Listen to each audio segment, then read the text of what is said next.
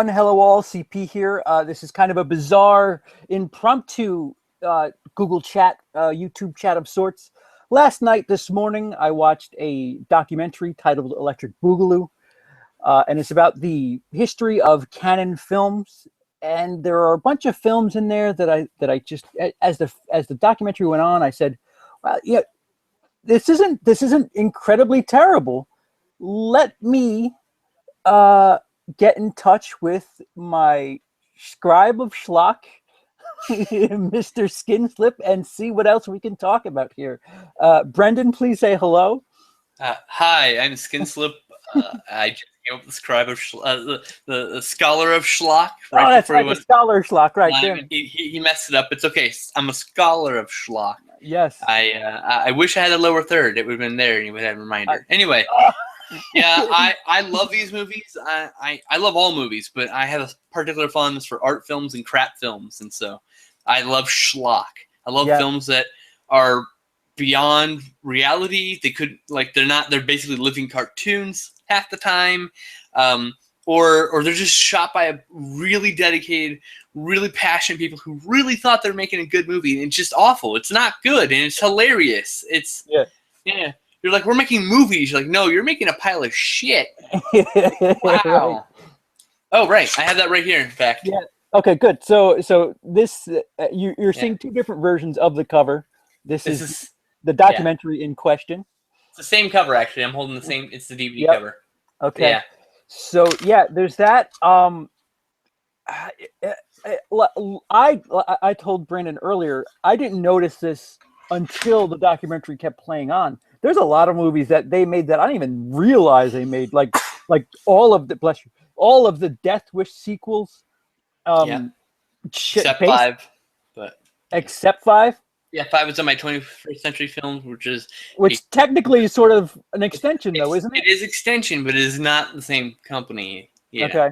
It's just got only half the creative team behind Canon Films. One go, not both goes.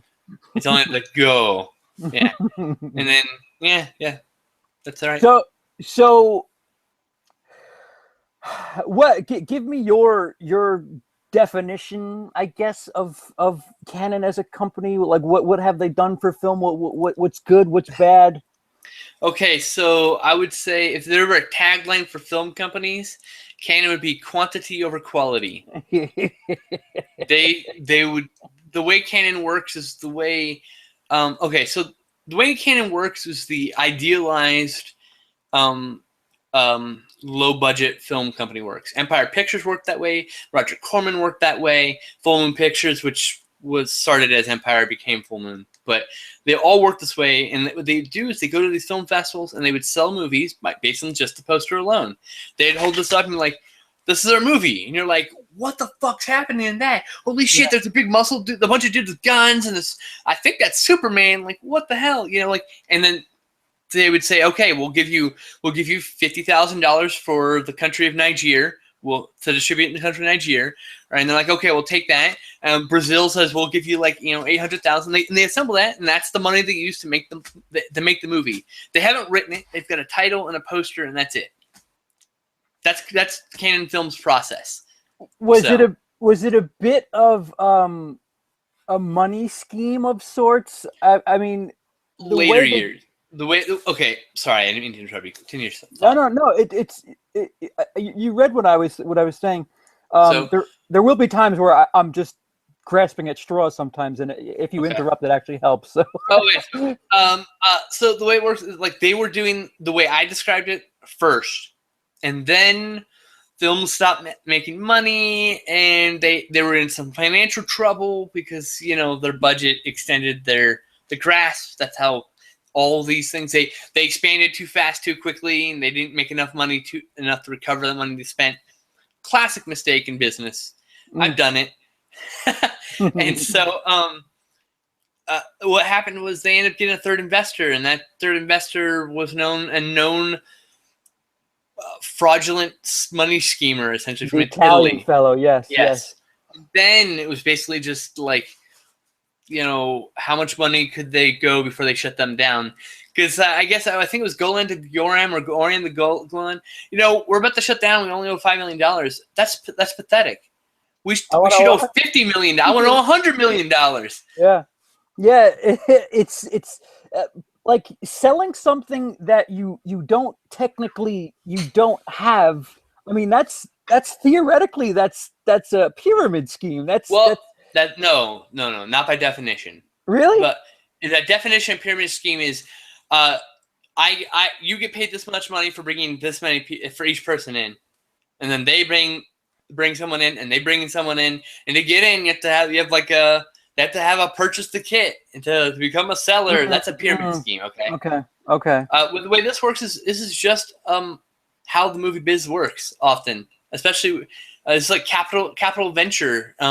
Nowadays it's here's our script, right, and bam. But low budget guy, this is like direct to video in other countries. The thing is in other countries they'll show movies that we only get on home video or showed on our TV screens only, and they'll show them in theaters. There's a market for that. Those are the people paying for these movies. They're the ones who are already like selling. Like they just need more movies because their grindhouses are pumping out cheap movies and they need more movies now. That's awesome.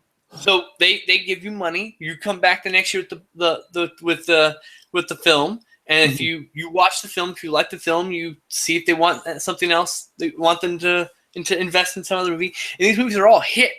They made buku bucks in Europe, in Japan, in Australia, in wherever they sold. But here they're just like, because over there, once you translate into subtitles or dubbing, the acting is up to that person, or it's up to the person interpreting the reading. So like I could watch plenty of probably really bad Chinese movies, and I wouldn't know the difference unless it's clearly written bad, right? But they can be acted bad unless it's obviously acted bad.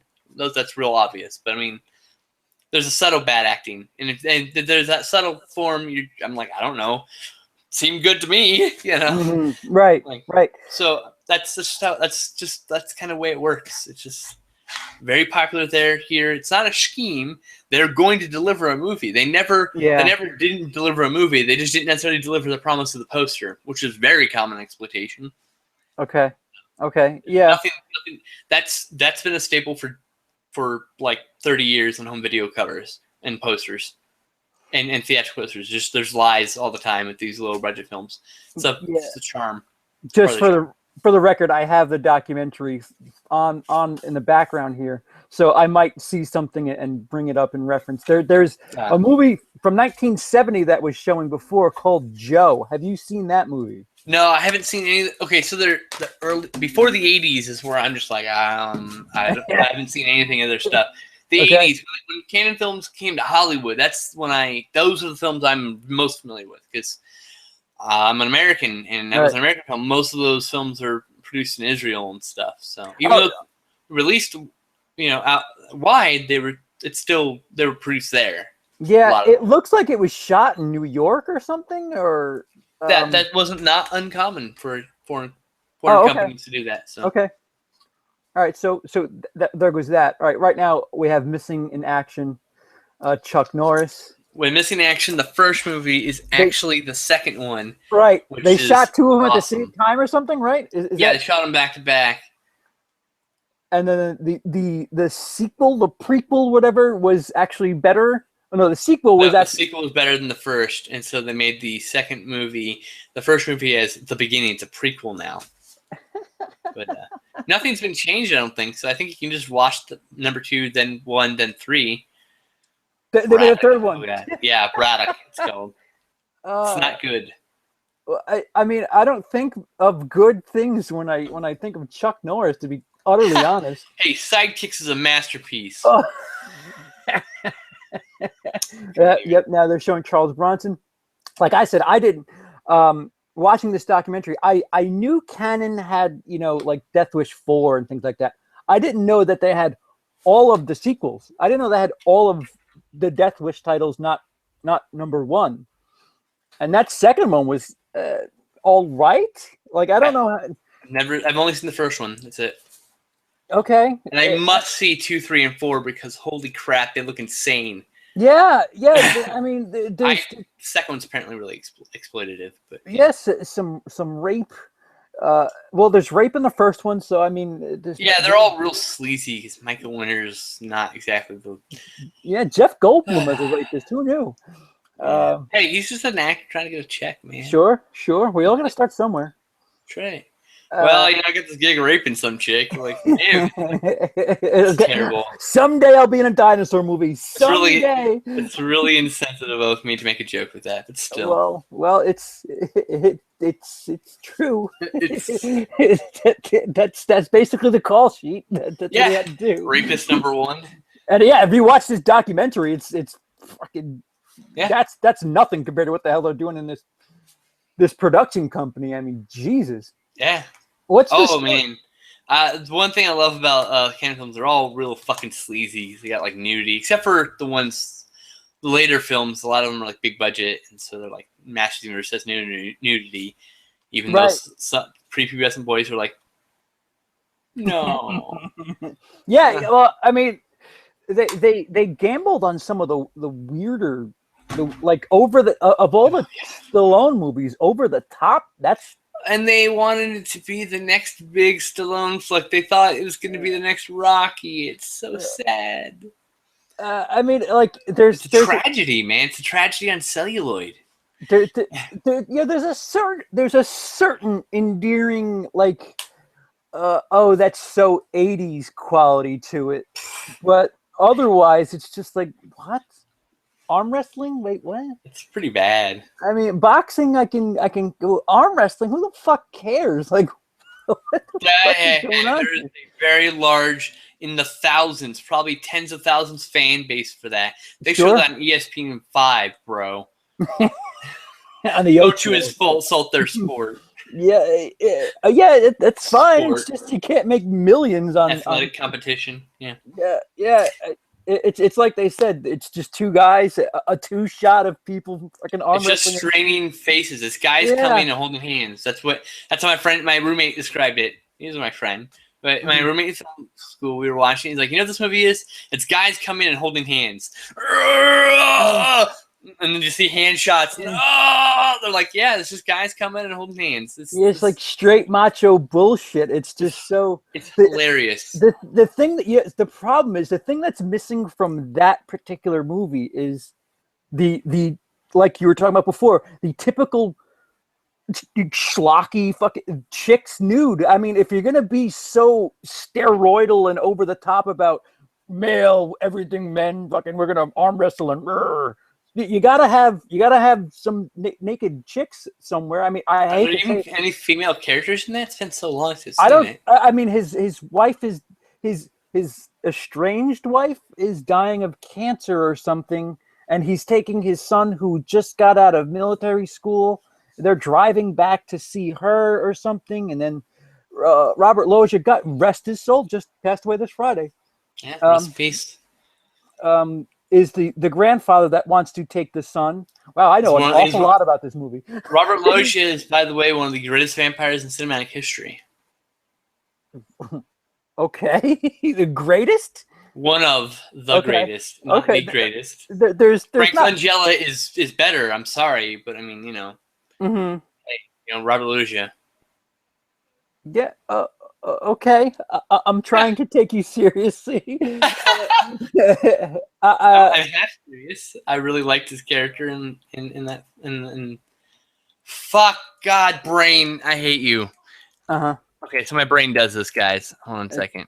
He's grasping for the title of the film that he's referencing, which I don't have either. So I had it, then I went to go say it, and then it was gone, and that's how the brain fucks me. So yeah, Robert Loggia wants the kid back, and like there's some sort of drama there that Stallone. Innocent blood, Jesus Christ!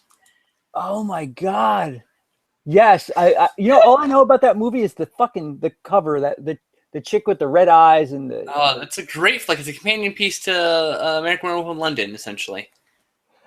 I've seen it. I saw it like as a young, I want to say It was pre-adolescent. on HBO a lot. You have HBO growing up? Yeah. I used to go to my local Blockbuster and just rent shit based on the cover, and that Yeah, was that's the best thing to do, man. It's a yeah, crapshoot, and you get some great movies out of that. Trust me. yeah, and it wasn't great. Like yeah, sometimes you win based on a cover. Sometimes you're like, wow, that cover just fucking that's nothing like what's going on here. And sometimes it's your Friday's taken care of. That's basically what happened with Innocent Blood for me. Um, I'll give it another watch. I'll certainly. It's really good, but it's only a snapper case DVD, and it's only full screen. Hmm. I want a Blu-ray so Ugh. bad, and I guess it's just the rights are just fucked or something. It's funny because like that cover is so distinct in my memory. I don't know if it was maybe at the end of the aisle that I always went to or something, but like that cover, I know that cover so well. It's just It's really fun, and it's a black comedy, and it's good stuff, and it's like Mhm. it's an Italian vampire in U.S. It's the reverse of American Werewolf in London. You see, it's like a. uh But how it happens, I don't want to see anything. That's like the most basic way I can tell it. I don't want to spoil anything if you don't remember it. So right, yeah. I honestly I don't. I remember the cover. I don't remember the movie very much. I don't want to spoil it for you. Yeah, It's an awesome movie. I do know I don't remember hating it. So yeah, So I'll give it another whirl. just so anyone, in case anyone's watching doesn't understand like why I would say Innocent Blood's an awesome movie, I have a love for these weird oddball flicks. Nothing But Trouble comes to mind. Most people hate that Oh, movie, but like I love that flick. And then like like Mosquito and um, the Offspring, also known as From Whisper to a Scream. Like all these little oddball flicks. I Come in Peace. I love that flick, aka hmm. Dark Angel on Blu-ray. It's like I love all these little weird, like smaller budget films that are just so cool, And Critters 4 is my favorite. There you go. There's the bomb. There it is. There's all the respect everyone had for me. Okay, so the documentary is Yes, sorry. this no, it's fine. Yeah. This actually is where I really got started with this 1985 film, a Tobe Hooper film that is covered. That somehow I'm a fairly down the middle, not a loyalist to Tobe Hooper. I know a lot of his stuff, but this slipped past me somehow. Film's titled Life Force, and it looks incredible. I haven't seen it yet. I went out and tried to find it. I have a copy in my possession. Um, tell me, like, it looks really, really good. So I would use the alternate. I'd show you the other side. I had to flip it but there's boobies all over it. And there's boobies all over the movie. So Yeah. just heads up. It's a lot of nudity. Hmm. A lot of full frontal. It's insane. It's actually like 30% nudity.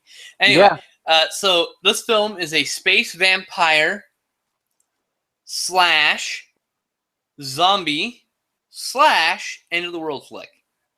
And as nutty as that sounds, this is an era post Poltergeist, at the height of Tobe Hooper's nose candy obsession. Okay, and I'm not being disrespectful because he's admitted himself. I love this movie. In my opinion, this movie's a masterpiece, as flawed as it is. Yeah. There's something magical about this movie. It just clicks. Yeah. I don't know what it is. And I'm watching an HD version of the documentary, and that there's a lot of special effects in the film. I've seen the first 30 minutes already. I had to go find it.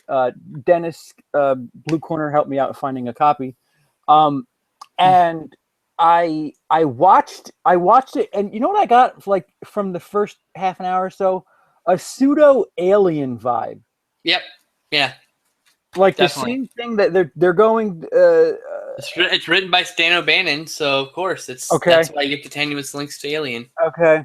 I think in fact, if I remember, Dan O'Bannon said he wrote the film around the same time as Alien and had originally intended it to be like something else that just kind of morphed into this. Ah, okay. Like later, at a later date, like yeah, the opening is quite similar. Like the going into a great ship and special effects too. finding some. Yeah, and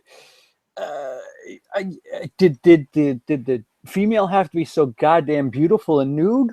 Probably not, but wow, that certainly helps moving the film along as far as I'm concerned.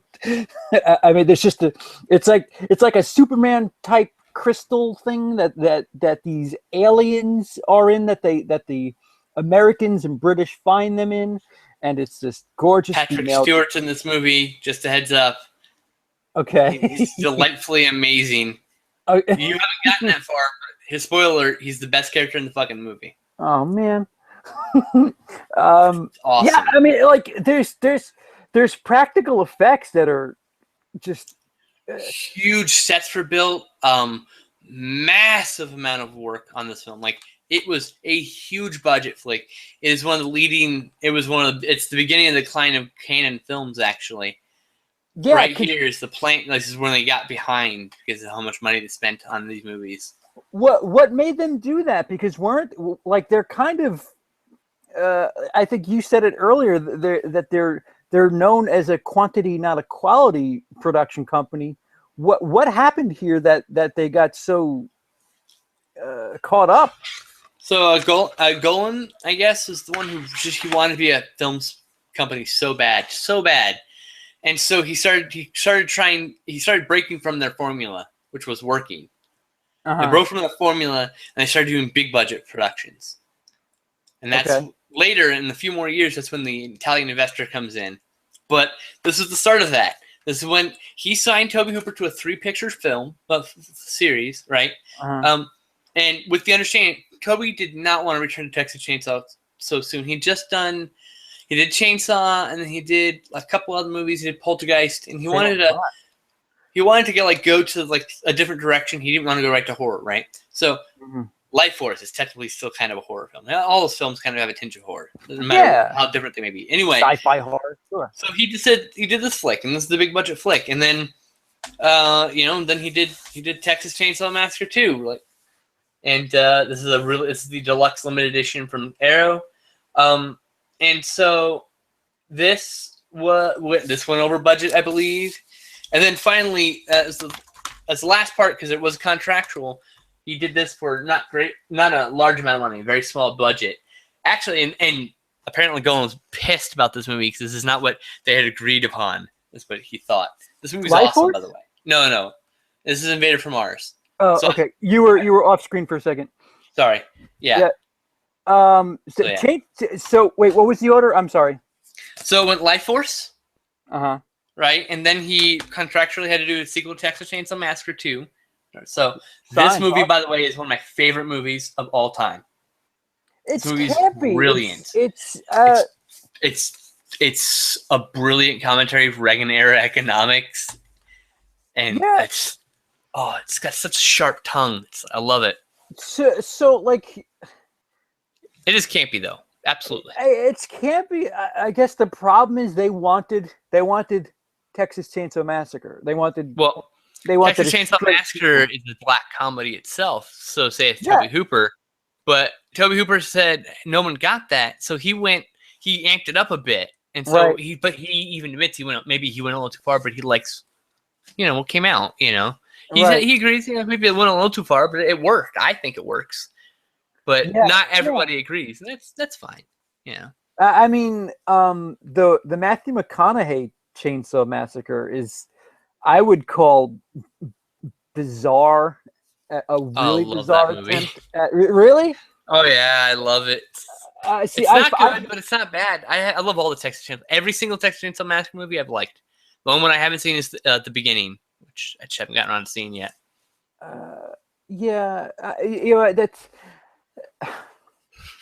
I really love the 03 remake. I actually really do, but just hearing you talk about the original series, there isn't that humor in the remake. No, it's a very stark, and that's why it works though. It's a different era. You know, Right. Right. each film except for three. Well, I'll explain three. Okay, so the first movie is a product of its era. It's a post-Vietnam. It's angry about what's going on in the country. It's angry about what's happening. It's just there's a lot of anger in a lot of movies in the 70s. Mm-hmm. Very prevalent, and especially in independent cinema. Anyway, then the 80s come, and it's all about excess and Reagan and all that craziness in the 80s, right? And then the third one happens, and that was a slasher film that was good. I actually really liked it, but it's not for everybody. It's a little slow. And it's been mutilated in home video for a while now. I believe it's still released cut, even though it says it's uncut or whatever. Anyway, and then the fourth one is I just feel like it's very 90s. It's very 90s, and I like it for what it is, but I know that not everyone likes these movies. Like I totally am cool with it, right? I'm at peace with it. I saw it. The first time I saw Chainsaw 4 was like late night Cinemax, like 3 o'clock in the morning type thing. HBO was on HBO and Cinemax a lot in the 90s. Yeah, and that like pretty much that's where it's comfortable. I would say it's one of those. Oh wow, it's 3 o'clock in the morning. Chainsaw 4. Then let me watch this because fucking it's bizarre and there's some good parts about it and some bad parts. Yeah, you wouldn't go out of your way like perhaps you would. I wouldn't say it's Friday night. It's 8 o'clock. You guys want to watch Chainsaw 4? No. See the way that's the wrong way to do a film. Like when you do a film like that, you got to do a double bill. You can't just watch Texas Chainsaw Massacre 4 because let's be honest here, it's not the greatest movie. I love it, but I love it for various reasons that don't mean it's an entertaining flick. That I wouldn't call it a destination film. Right. But you double bill it with something else that you're looking to like, or it's like a better film that you're positive that's a better film. This is like a 4-star out of 5 film compared to this 2 out of 5 film. Okay. Yeah. Like you can't just watch the shit because you'll get disheartened. Yeah, that's not entirely true. Like I said, if it were there and you were bored, it's something that I've seen it multiple times in this type of scenario where I'm just channel surfing and there it is, and you know what? I got nothing to do. I missed the first 10 minutes. Fuck it, let's roll. The big thing I get from a lot of these horror fans. Yeah, a lot of I would say the average horror fan, and if you're listening to this, you're probably not the average horror fan. The average horror fan will just buy any random bullshit and like, yeah, I love it, But those are the guys like, I can't watch number 4. Leatherface is a cross-dresser. I'm like, yeah. Okay. Here's the thing. He's wearing in every movie he wears women's clothing or a woman's mask skin or an apron. It's always been part of his character. And number 4, it's just amped up like everything. Everything in that movie's 90s. And in the 90s, if you look at movies in the 90s, everything was bigger than the previous thing. That was the whole point. Look at Speed. Oh, we can't have a bus. Let's do a cruise ship. Look at all the Die Hard flicks. Yeah. Each one got bigger and bigger. So that's indicative of that thinking. It has to be bigger than the previous one. It doesn't have to be better. It just has to be as good or better than the first one. Just try to make a good movie. Right. So that's the thing about number 94. It's the number 4, excuse me, is that it's a very 90s. It's trying to be everything about it's exaggerated. Matthew McConaughey's like crazy, like father figure, his cross dressing, the darkness of the road.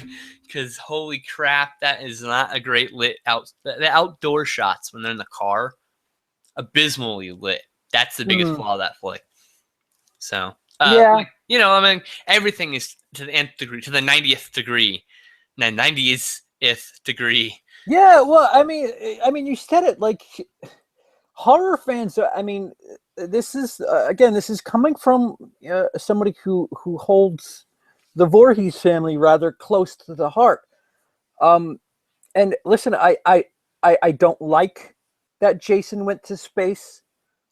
It's fine that you whatever. It's it's a different taste. I will never say Jason shouldn't be in space because fucking whatever. In that time, for whatever reason, they said that. Um, they did it for some bizarre reason. I can't say that him as a character wouldn't do this. He's a fucking zombie. He's not. Once the thing loses track of like normalcy, like kind of all bets are off. Like, oh, Texas Chainsaw Massacre wouldn't be a crossdresser. Well, he's wearing people's flesh. Like, what the fuck? Like, what type of rationale are you applying to the character in question? Like, come on. It's based off Ed Gein, a known transvestite. Right, exactly. Like, exactly. Come on, guys. And I think a lot of those guys are it's against the heteronormative, and that makes them weird and uncomfortable. Yeah, uncomfortable. Right. Yeah, yeah. And so that's where like, and they don't necessarily know how to word this, or they're consciously doing it. Right. It's not necessarily something they're trying to do. Sure. Fair, but yeah, it's definitely against the heteronormative construct of what we think it should be. So yeah. I understand why they dislike it, but they need to, maybe expand their horizon. My Christian upbringing says that I can't. That this is not normal. I can't. But choose your religion. It doesn't have to be Christian to be fair. But yeah. Well, yeah. All right. My middle American. White blue collar father would have been real pissed if I saw this movie. Yeah. I kind of like this movie, but I can't talk about it because, well, they'll get mad. Or I don't like this movie because it makes me feel awkward about what the implications might mean because I'm not secure in my own self, which is really, really common, which is why you get crazy famous people like Miley Cyrus and Shia LaBeouf who do crazy shit because they're trying to find security in their own self and figure their shit out. And they're doing it in public. Woo! Yeah. We all acted out at some point, but they're in public. Anyway, I always do this. I'm sorry I get off track. It's fine. I'll steer it. Runaway Train. They're saying here on the documentary, Runaway Train was probably one of the better canon films. Fun fact: Danny Trejo's first live-action film role. Really? Yep. Huh. I have not seen Runaway Train. He had just gotten out of jail. I heard about this on the How Did This Get Made podcast. They did a commentary or interview with him after Badass. Sorry. Which, by the way, I love that trilogy of. They're not great, but I love them anyway. So he said like he just knew a guy who was, I think it was from his AA or whatever. I don't remember if it's AA. I apologize, Mr. Trejo. Just saying, someone he knew, and he got on the set, and the director was Michael. That's not Michael Mann. It's someone else. And they're just like, oh my God, you look great. You're a prisoner. And he's like, but I don't work here. And he just got a job. And then from there on, he just started doing bit parts like that. And he's the man you see today. He works. He is a consummate film worker, by the way. I like to say, it's like 10 movies a year. I'm a mainstream guy. I dip. I dip one way or another, but mostly shove you in the pool. Yeah, no. Listen, I'm not saying I wouldn't. I'll put swimmies on, but I'd like to go in. I'm not against it. Real men don't use flippers, bitch. You're like, no, not the deep end. Oh, you want the life preserver, huh? Just dangling over your head like, There's too much weird shit going on. I need Keanu. Is that divine eating poop? Oh, get me out. Yeah, see, like that I know because there's enough around it that it's like, well, you should see this because there's enough people that have seen it. So like every now and again, there's those that I just know because it's got some sort of reputation, like Faces of Death, Cannibal Holocaust. I'm gonna get around to it. So I believe the Blu-ray is structured as such that as soon as the animal cruelty happens, you can just hit the next button and skip to the after that. But it's up to you. I could understand somebody having an issue with that, but I don't have an issue. I can't look at the turtle. I love turtles. I just do this when it's on screen. Yeah. And I can't physically watch it, but I won't skip it. But. Right. I mean, I certainly respect anybody's opinion and understand, but anybody who eats a hamburger and Yeah, can rationally think that that cow just laid down and said, "Okay, this is for Tim but you in don't film Missouri." that cow and make money off its death. That's Okay, the that's that's the fair. line, right? That Like is a, right that there. that's fair. But me, Yeah. like the director has said, like many people said, it was the times. That's what they did. It's Mhm. something that they've all said would never happen today. You Right. know, Right. it's Right. a different Yeah. world, guys. It's 30 years ago. It's 35 years ago. Shit, damn, it's getting old. Yeah. Yeah. But yeah, there's shit. How did I start with this? Fuck. Sorry. No, no, it's fine. It's Get dipping fine. your toes into the into the pool of weird. Yeah, right before that. Right before that. God damn it. God damn it. God damn it. Shit. This is why. Runaway Train. Runaway Oh Train. yeah, yeah, yeah. Have you seen it? I have not. Arrow has a really nice release that I have been meaning to pick up, but poor. Okay. So, So apparently, another they from what I've seen of their films, they have like a B-rated or a cheaper. You know how you go to Toys R Us and there's He-Man and then there's Strong Guy. It appears as if, for the we'll say most part, sectoirs, which is the cash in. It's a real thing. There you go. I was gonna bother me. no, Anyway, it's fine. Just chime in if you got it. So they decided they wanted to do a cheap Indiana Jones ripoff, Treasure of the Four Crowns. King Solomon's Mine. Oh, the other one. Okay. So Okay. all right. There's more than one. So I'm like, Yeah, oh. and apparently they wanted to do a little bit of a Romancing the Stone type thing, and I guess go. Which one is it that was really loud? One of the goes was louder than the other. He wanted the Stone Girl. One was go and the other one was go. So there you go. And he actually meant V.I. Warshawski. God damn, Nah. what's her name? Oh, why do I know you but not know your name? So fucking female from Romancing the Stone, which I'll probably get later on.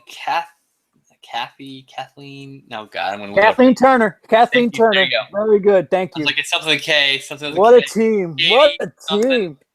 There you So go. he said, "Get me that Stone Girl," and they Mason got Stone. Sharon Stone. Who is not a bad actress. She's just hard to work with. Apparently. Yeah, It was hard to work with. appar- I don't know how she is now.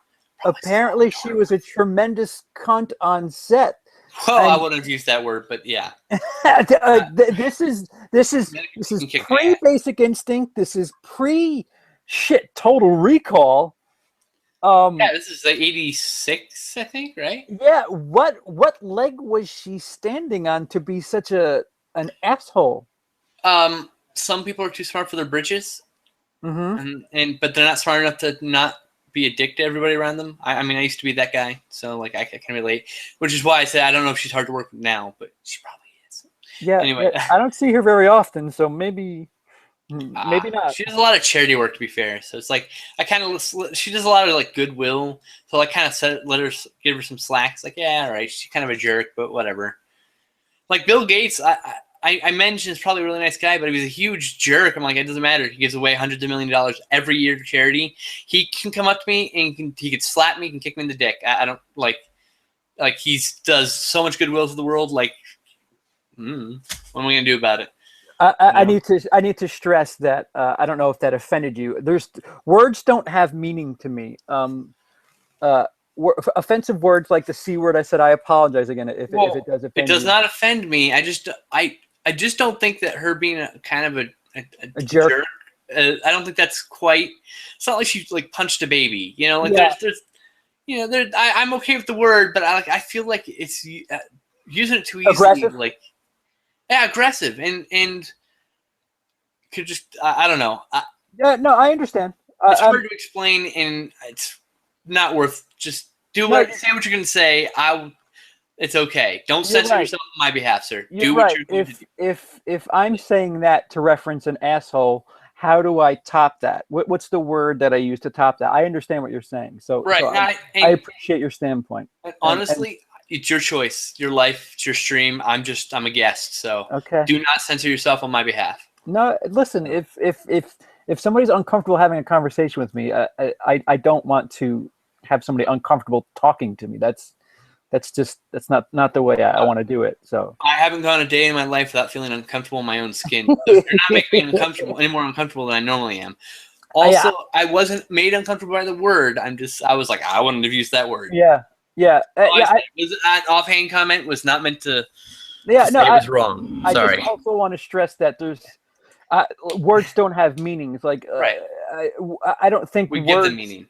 Yeah, right. I don't think the words have power. I think the feelings behind the words have power. Right, words are just words. Blah is it.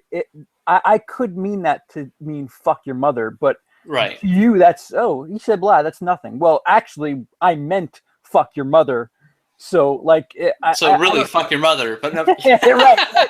So like, it at least in my mind, it's not the words. It's what I mean when I'm saying a word. And I meant jerk. I didn't mean the C word. I really didn't. Yeah, okay. Well, my point was not trying to criticize you. I literally it's fine. Things that I should keep up here. No, it's fine. It's true. I do forget sometimes that it's like, well, you're speaking to someone that doesn't know how you speak, so it's just air it out, just to let you know. I use the word cunt. I don't know. I'm saying the word cunt to get cunt. See, like it's just a fucking word, but I'm saying like. I don't know if I would have used it there. Fair. That's your choice. The fourth one was a bit much. No, it's fine. I get it. It's cool. I was not offended at all, actually. Well, I guess that's more for the viewers too, just in case one of your viewers is like, "Whoa, what the? That's a bit strong." No. Yeah. Okay, so my viewers have gone through my evolution. 2 years ago, I was wishing cancer upon people like a douchebag. I was a real douchebag. Okay. So I've evolved even on my channel, and I'd leave those videos up. People go, "Wow, you were a jerk." Like, yes, I was a jerk, and this is proof that I am now a better person through simply wanting to be a better person. Mm-hmm. I'm tired of being a jerk, so let's stop being a jerk. I'm still an asshole, especially if I haven't medicated in a while. I get real agitated really easily. Oh yeah, I can understand that. I mean, I'm so like we're both disabled to a degree due to certain ailments, and people don't understand that if you're in constant pain, it fucks with you. It really makes you like bitter, uncomfortable. It's just I get annoyed. Yeah, it's not necessarily your fault. I'm just annoyed. Right. And I might be taking it on you. I will apologize after this hits. Just give me 5 minutes, all right? Yeah, exactly. Exactly. I'm being an asshole. Like, okay, I'm really sorry for being an asshole. Which is funny because I'm actually going to stop apologizing because I was a jerk to somebody on the live stream, and then they're still like, well, I'm still offended. I'm like, well, I'm done giving apologies. Yeah, bye. I've said all I could say. Yeah. It's, something like have been given out. I'm sorry. Joe Elm Street wakes up and he's fine one day, but he had drunk a little too much one night, and the next morning he's hungover and he's a bit of a jerk that day. That is basically what it's like to be somebody with some form of painful disability. You're a version of hungover. You're not yourself, and it's just it's that. Just in a constant state. You're not normal, but it's unfortunately it's a new version of your normal because you have this pain that you're constantly dealing with. Fucking miserable, yo. I wake up some mornings and I'm in so much pain that I can't literally think of anything other than medicating because I can't even take myself to the bathroom. I have to crawl to my desk sometimes. I mean, it's not many days. I don't want your fucking pity. I'm just saying, like this. Yeah. I listen to it. Some days I spring right up, no pain, perfectly fine.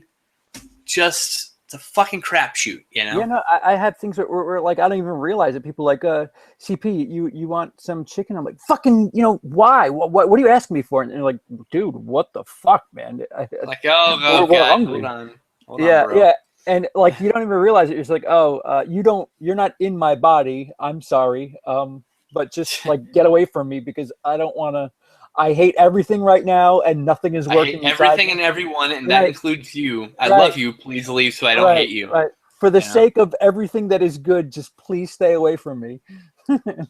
It just needs some meditation, bro. Like, Right. I need a Right. shitty canon film to feed my soul. Um, I'm trying to get us back on track here. yeah. So to steer back, Speaking of healing your soul, this movie, Ninja 3 The Domination, it's terrible. And it's hilariously terrible. It will heal your soul with comedy.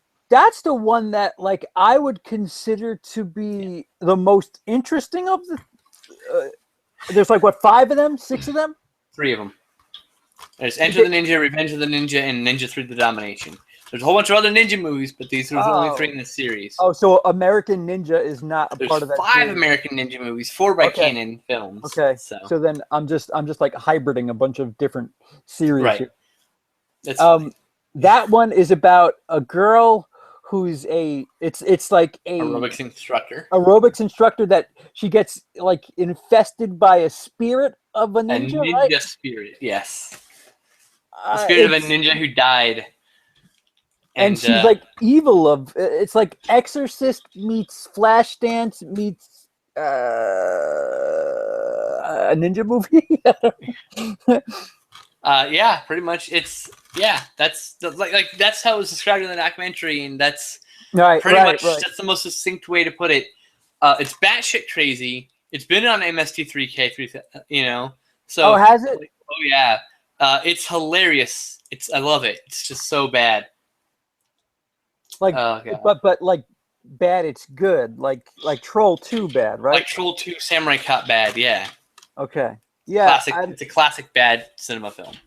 See, that's so funny because like I watched, as watching, like they go through like shit. I want to say like 30 films at the very least in this documentary, and no bullshit. At least 10 of the movies, I like had to make a mental note where I was like, all right, you're gonna want to like at least watch this or check something out, like the best scene or something.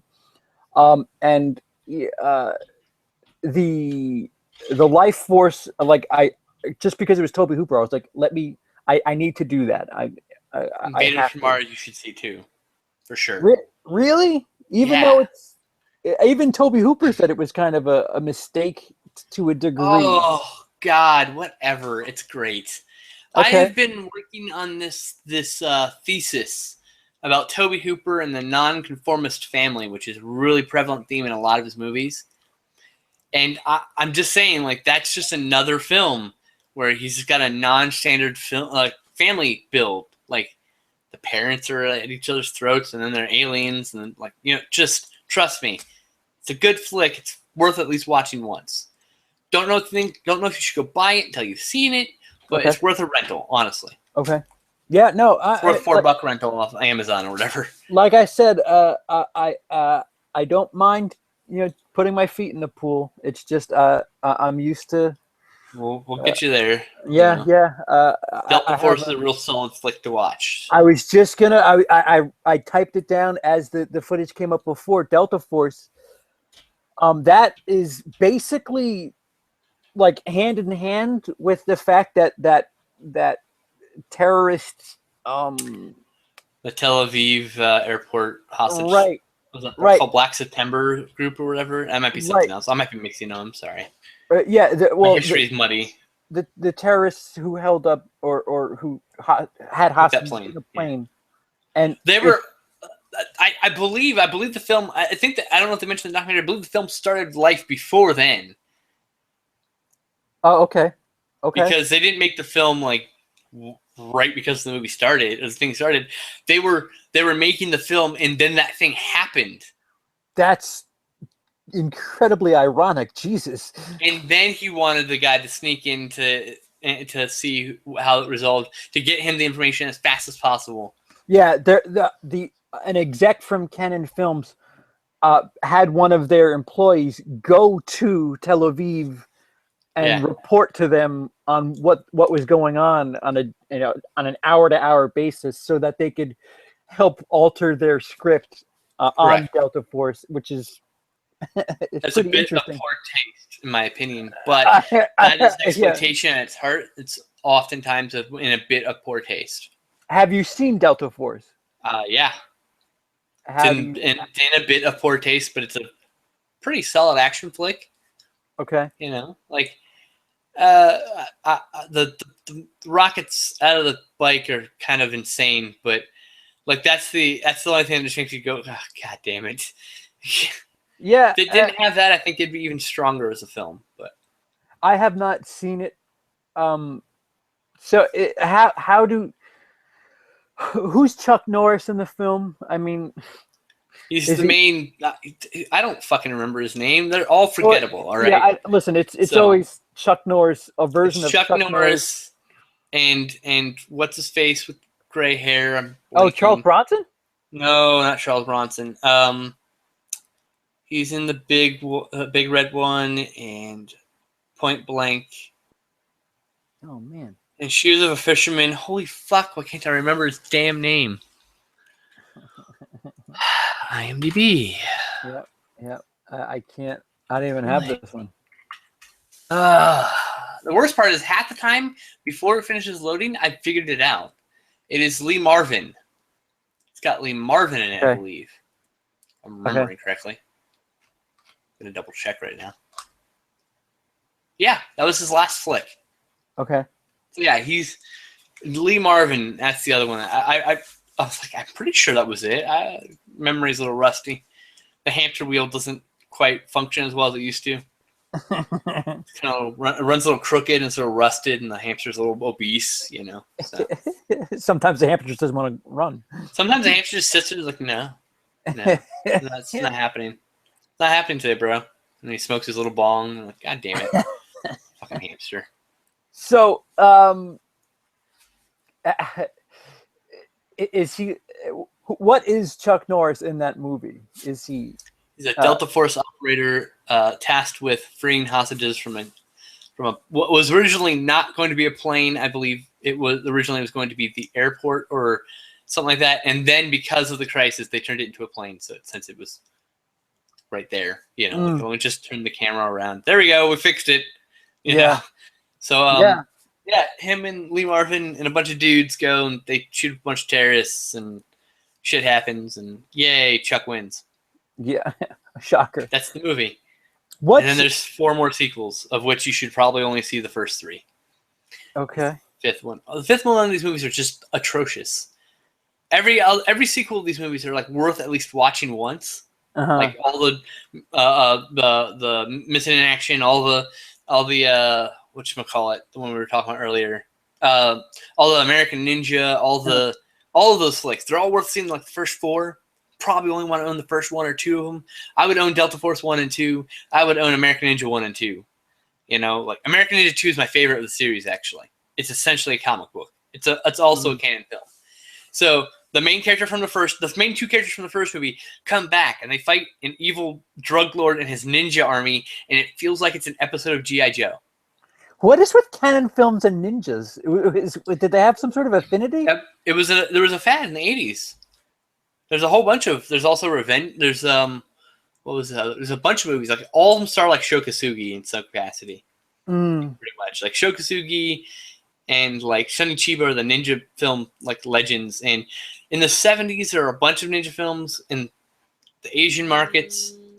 Not really here, and then here there was just a fad in the 80s as part of because of American Ninja and Enter the Ninja and all those.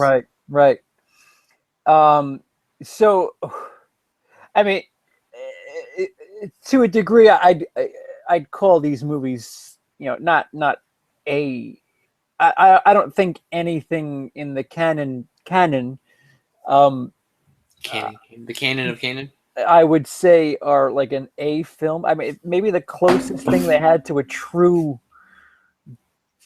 great movie. Turn off. Sorry. A Cry in the Dark was probably the closest thing to a Is that true. The Cassavetes one? Yeah, Meryl Streep, the Australian baby. Oh no. A dingo eats her baby, and I think she was nominated for an Oscar for that. Actually, Dingo ate my baby. Oh yeah. God, sorry. Yeah, I mean, that's what they did a Cassavetes film. They did a Godard film, which Godard, I fucking love Godard for all his iconoclastism. That's not right. Iconoclasm. I think that's right. Fuck that word. I don't even know. He was an iconoclast, and I love him for all his rebellious behavior. Like, especially since he took the money from Canaan and then produced a purposely strange film and told nothing to his actors. And the Molly Ringwald movie. Yeah. Did that never get released? What was with the? That got released. The footage on the documentary looks abysmal. Yeah, it was shot in some like 16 mil or some crazy. He was shooting various format. Oh no, I remember what it was. I think it's shot on video actually. Oh, or it's the only video is the only master that's left. One of those two, because Godard did this thing called in the something in the moment of time or in the darkness of time. It's a short film, part of the 10 Minutes Older series. There's a 2-film series called 10 Minutes Older, Trumpet, and something else, and I can't remember a trumpet and cello, and each of these famous filmmakers get a chance to make a 10-minute film about time, and so he used that footage in that, and it was like video footage. And so I think I don't know if it's mastered on footage or on video or that's all that remains, but I think that's why it's like that in the documentary. I think that's all that they have digitized or whatever. Vezius says, "Hey guys, this is Vezius. It's my Vezius, pal. excuse me. Hi guys, this is an overly interesting discussion. Unfortunately, I have to get back to work in a moment. Hope this stays up for later viewing. There's no reason. Better subscribe, damn it. Yeah. Oh yeah. You're here, so welcome. Yes. So my viewers, maybe one of your viewers too, for all I know. Perhaps it's the first time I've seen you, Vezius, comment at least. Thanks for stopping in. Yes, it will be up later. So welcome from the past. He sent me a copy. He sent me a steelbook of Tenebrae, Argento's Tenebrae. So yeah, steelbook. Wow. Yeah. All right. So I'm like, yeah, man, he's a good dude. Yeah, there's he's got a channel too. The community is just so. There's a lot of really. You know what the problem is? I think we're all just kind of in a similar place where we just want to BS about movies, and for some bizarre reason, we're in some weird situation that we don't have an outlet. We don't have friends that we talk to. I am a bit of a shut-in, so like, I actually just found a YouTuber that lives in Moses Lake, which is like 40 minutes away from me. I'm like, holy shit, that's kind of crazy. And I just started their new channel. They have like 27 subs. And so I'm like, I just started talking to them. Like, that's cool. Like that's a crazy small world we're living in now. And I got so many BlueTuber subs right now. I can't keep up with the videos. Like, yeah. I have 87 tabs open right now, and I'm 3 days behind still. Yeah, it's strange. It's when you think that you don't have an outlet, you don't have people to talk to, you just flip the computer on, man. There's tons of us, and we're all, for the most part, there's a lot of us that are really cool, and there's a couple of dicks, and it's just life. It's a smaller degree of life. You gotta be careful on the YouTubes. There'd be drama in the background, though. Let me tell you. God. Holy crap! It's oh no! Fellow YouTuber who has less views than me is mad because I didn't share his videos. Oh no! Fuck! Have fun with that guy. Oh man! I'm not gonna name names. That's not what it is. But that happened a few months ago, and I was just like, okay, have fun with that. There's just too much. Like, a lot of it is like high school too, which God, yes, it's so strange, the drama and the bullshit. Are you just trying to get views? Yes. This is entertainment to a degree. What do you? You're just trying to get views. Yeah. What the fuck? What do you think I'm doing here? I do videos because I find them fun. I'm not trying to do anything. It'd be cool to make something of this, but dude, I'm having fun with it, man. For the most part, if you're not, if you don't have an acknowledgement of the fact that people would watch this, like that, just I don't. Just people don't Yes. understand when they just are general haters sounding like haters, and Well, there's just too much high school shit. Just I mean, way too much. am I pleasant with the fact that I'm slowly marching to 900 subs and that I've got on an average of 100 views now on every video instead of the 12 I used to get? Yes, Yeah. I'm very happy, very grateful for all my subscribers. I love all of them, even the assholes who can no longer comment but still are subbed because I Right. know they're still Yeah, because I don't even mind. I mean, I love all of them. debate. Yeah, So. it's. I think we said it before we went on air. I don't mind, negative stuff. Just Yeah. be educated and have some form of On respect. topic. Right. Yeah. Know what you're talking about, and just let's respect the fact that there are opinions. That you have one, I have another, and perhaps we can debate about it. But It's a go ahead. fucking shame when I get this really great response. The last sentence, man, you should get your teeth fixed. Like Yeah. I Right. have to delete this. Like no shit, Sherlock. Right. Okay, so when you're on disability, you qualify for one type of medical. It's the one the government says here you have this one, Yeah. and then you have to find a oral surgeon somewhere Right. that will do it. Yeah, I'd love to get that fixed, man. Yeah. It'd be great. And they're not the greatest neither. They're government not. paid for, so it's nice face, faggot. All right, well, Yep. thanks for adding to the topic. Faggot, and various ways to spell that are all like automatically blocked on my channel. You try to type that, and your post never shows up. Yeah, That's that word there's like literally no reason to use in any context other than saying he said this or they say this, and when you're quoting, that's it, or explaining the word. It kind of goes back to what we were talking about before too. It's like this macho, it's this weird defense word that people like really narrow-minded people use for no apparent reason other than they think it hurts me. Yeah, like what? I get better things to do in my life than worry about the people, which is why I just delete the comment, never respond, and move on with my life. Right. But then I get the downvote. Then I get all the downvote brigade. That's always nice.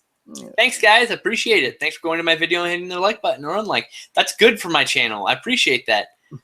That's interaction. That gives me better rating and searches, actually. Either or, right. That's right, bitch. Yeah, that's right. Keep downvoting. Have fun with that. But needless to say, Vezius, thanks for stopping by. Yes, you will be. I'm sure you're watching this later on. If you want to watch this, again, thanks. Let's get back to Canon. What do you know? What your first Canon film? All right, so let me rephrase that. What was the first film that you like knowingly went in, knowing it was a Canon film, and said, "I'm in for something here"? So growing up in the late '80s and the '90s, there was a magical place in television. We had USA Up All Night. We had TNT Monster Vision. We had Mystery Science Theater. We had Mad Movies with the LA Connection. We had a million types of those shows, right? Tales from the Crypt. A lot of us were introduced to these Canon films via said programs. They've always been presented kind of a tongue-in-cheek manner to me personally. And I'm sure there are people who share the same experiences to some extent. So, to me, like there was always, you see these movies on TV and you're like, there's a certain style to the movie. It looks like a Canon film. There's something about a film and you go, that's a Canon film.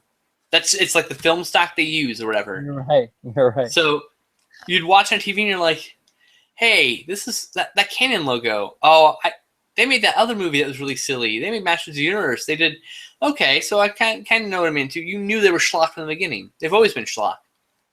They didn't care until later when they wanted to be the big boys and they weren't ready for the big boy britches.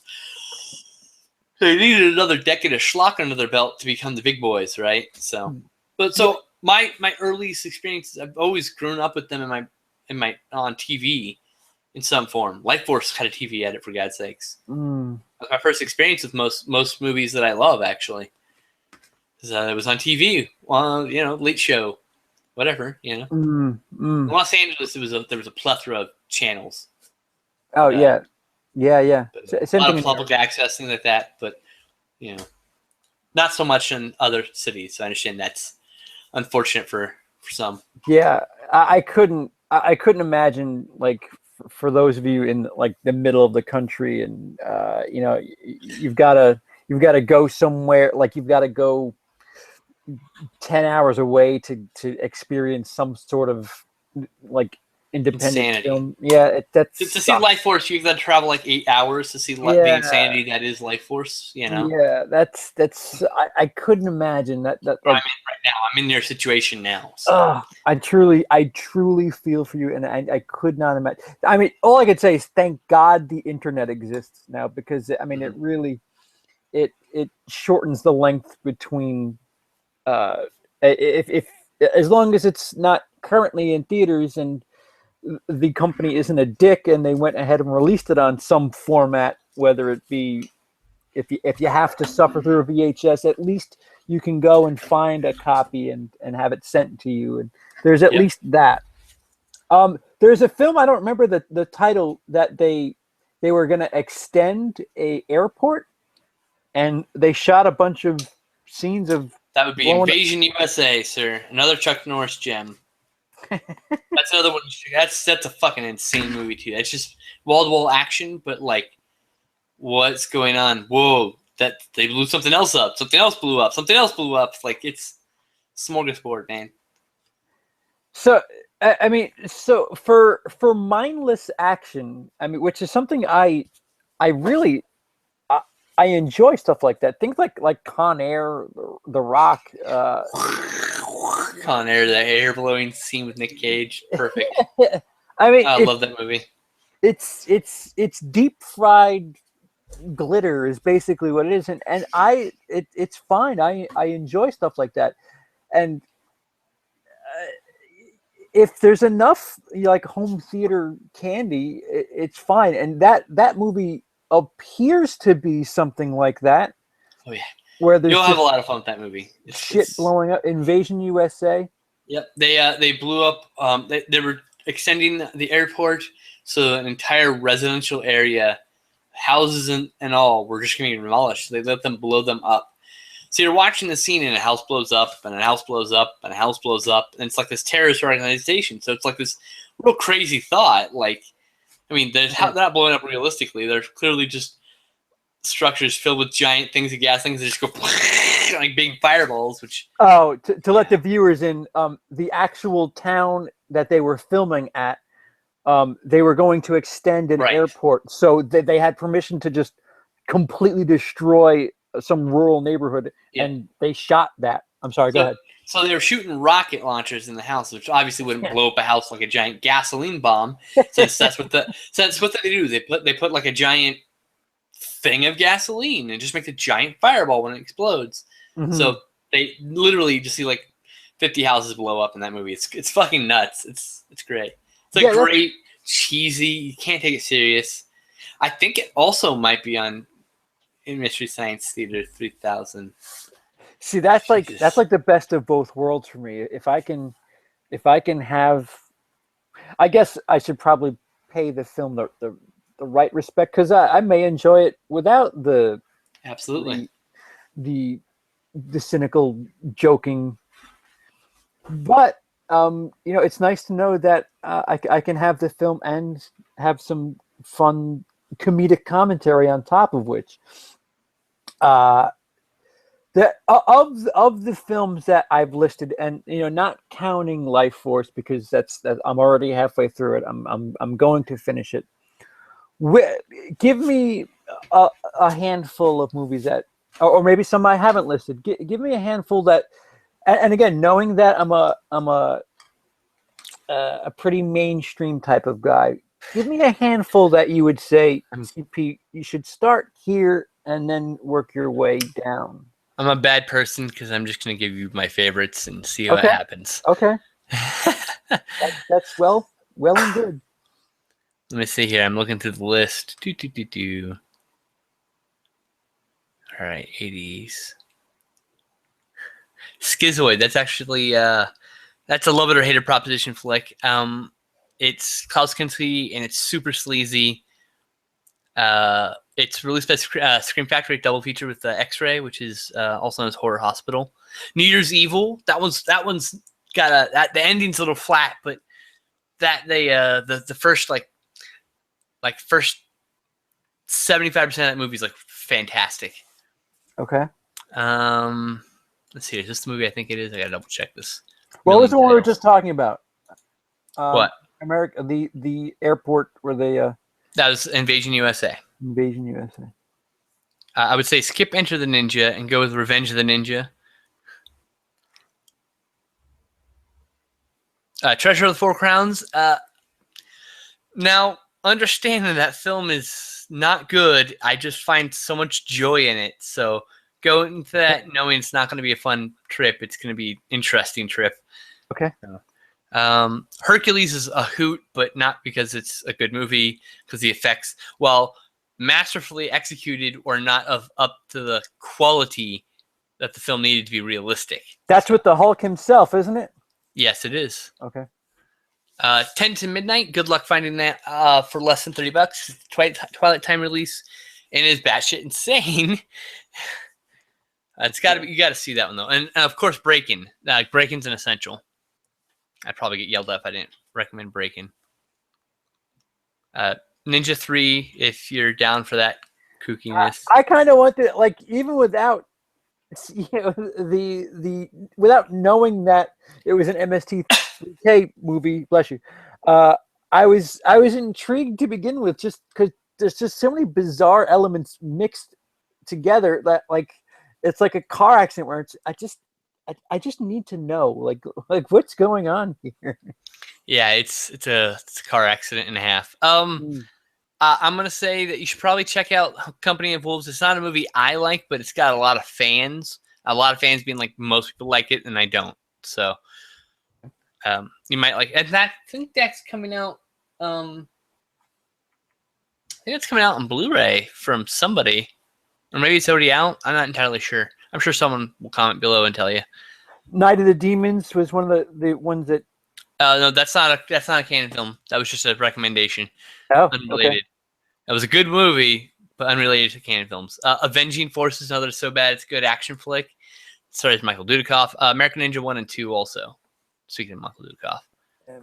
You don't need to see the rest. Really, you don't. Cobra is probably the most known. Oh. That's now owned by Warner Brothers, though. I actually know that, yeah. How'd that get Stallone? Or is that after Over the Top? No. Huh. That was before Over the Top. Huh. Because in the documentary, there apparently was a bit of a dispute where Stallone said he wouldn't work for Canon even if they paid him $10 million, and the joke was, well, how about $12 million? And out came Over the Top for an alleged $12 million salary. Because of, he didn't really care for the whole Cobra thing, even though Cobra was a hit, Let's see here. Of course, Texas Chainsaw Massacre 2, if you haven't seen it. Life Force and Invaders from Mars, which I take back. Oh my God, I stand corrected. It was Life Force, Invaders from Mars, then Texas Chainsaw Massacre 2. I stand corrected. I don't know why I thought it was otherwise. Texas 2 was the last of the Hooper trilogy. The Hooper, the contract in question. That's interesting. 52 Pickup. Stories Roy Scheider. Pretty good flick.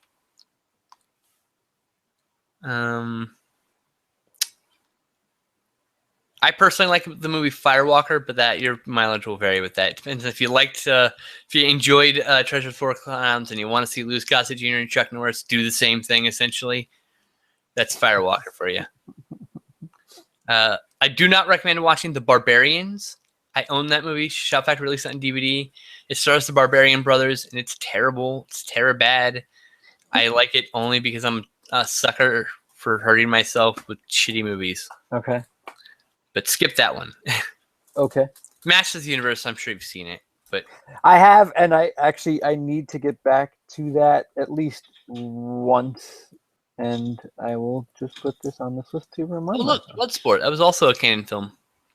Yeah, I mean that was something I also wanted to get into. Is some of the more popular fare.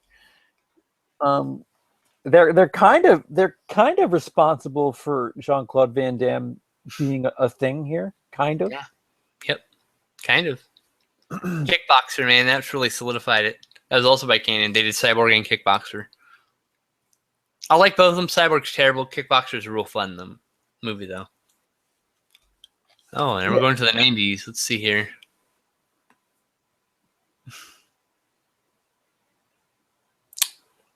So, yeah, the 90s. You can just skip the 90s, apparently. Except for Delta Force 2. You should probably check that one out. But Delta Force. Yep. And the Captain America movie. Oh, that's the thing is the DVD for Electric Boogaloo has special features, and it's got deleted commentaries or deleted interviews. And so they talk about Captain America, and they talk about Death Wish 5, and they talk about a few of the other titles that were released by late canon in 21st century that were cut out. Oh, they talk about the origin of the Spider-Man movie that they were going to do. I was just gonna. You said Captain America, and I was just gonna say something about that because I remembered to mention it. Oh, and then I'll make a list of movies. Now, I personally like The Forbidden Dance. It's not a good movie, but I'm kind of partial to The Forbidden Dance over Lambada. Because Forbidden Dance has a song Lambada, and Forbidden Dance was on HBO a lot, and it was what I watched. Okay. Now there's tons of movies in Canon's library that I've never seen. Like I through the documentary, I'm like, I got to see Sahara now. I got to see, I got to see like Bolero. It looks terrible. That's getting a Shout Factory release, I believe, in 2016. Yeah, I gotta rewatch Invasion USA because I haven't seen it except on TV a decade and a half ago. Did you see Lemon Popsicle? No, but Did you see the remake or the? I had seen the Last American Virgin long ass time ago on like Showtime or HBO. My grandma had Showtime. My family had HBO, so I got to see stuff on both channels. But I don't remember when, where, how. I don't remember much about it. I was watching that documentary. I'm like, I think I remember that scene. I'm pretty sure I remember the scene. Yeah, I remember that. But I mean, I need to re-see this movie because other than seeing it going, I remember this. I can't tell you anything about it. Like it's one of those. It's like it's been just long enough. It's got too much dust on it. Yeah, the footage they show, it's got a young man from Friday 4, dead fuck himself. He appears to be the main character in the American version. Shot for shot remake of Lemon Popsicle. Right, and Lemon Popsicle, the Israeli film was a bit over the top with sexual stuff. There was just a lot of. It appears in the late 70s and early 80s, sex appeared to drive a lot of the canon stuff. A lot of their films, it was just there needed to be nudity, there needed to be fuck scenes. Even the Bo Derek. What's the Bo Derek movie that her husband directed that she was like Bolero? It is Bolero. Yeah. It was Bolero, and the other one was Lady Chatterley. No, it was the other one. It was another one. Bolero and something else. I'll look it up. Continue what you're saying. No. Yeah, and there's just a lot of nude shit. I would call it a Skinamax movie, and even Skinamax movies, they would take some time for really shitty, plot. But I saw at least 5 separate fuck scenes, and Bo Derek, I would have thought was a bit above that, but I guess not. And considering it was her husband directing it, it's just so bizarre. Yes. Ghost Can't Do It? That can't be the right movie. Fucking Christ. What a weird movie. Anyway, The Happy what else? Hooker Goes to Hollywood. Yeah. Yeah, it's just a bunch of like, what would you like? What would you call that? Because it's, I mean, it's a bit more than exploitation. Schizoid. Did you put that in your list? Yep. That's that stars Klaus Kinski, and it's a real sleazy, fun flick. And it's a horror, right? It's a horror film, yeah. It's a it's proto giallo, actually. It's not a giallo. It's just it feels. It's got a lot of things that that are indicative of giallo films. So, like POV killer shots and some twists that you don't expect, etc. Yeah, I mean, it's a horror first, and then it's a bit of a titty movie second. So yeah, Bolero was the John Derek film. Yeah, she's like a bull. Her Like husband. I thought it was like a western. I don't even. No, that's Annie Coulter. I'm sorry. I could absolutely be wrong. I'm just going off of images I saw on a screen. You're gonna have to pick it up because it's gonna be like $15, and I'll have to pick it up, and then I'll be like, all right, fine, let's watch this craziness. Yeah. Have you seen many that you don't like? Yeah, American Ninja 4. That was a big one. I don't like Braddock. I think Braddock's terrible. A lot of the sequels. Technically, I shouldn't like Treasure of the Four Crowns, but I do anyway. So, okay. Lady Chatterley's Lover is just boring as hell. Think here. Anything else?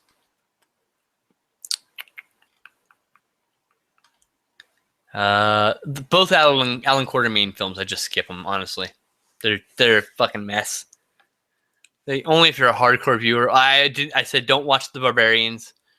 Superman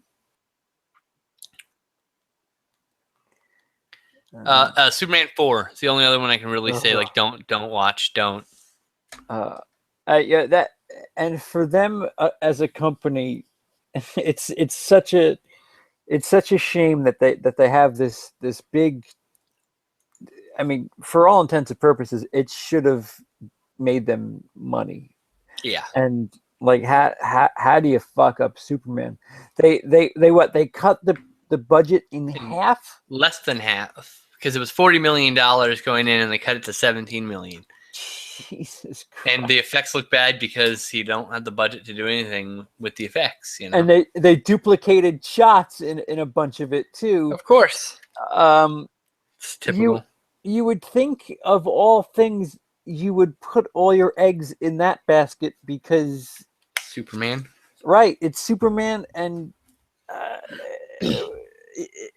you're going to get better word of mouth on Superman than you're going to get on 10 to Midnight than or Life Force for also. I mean, right.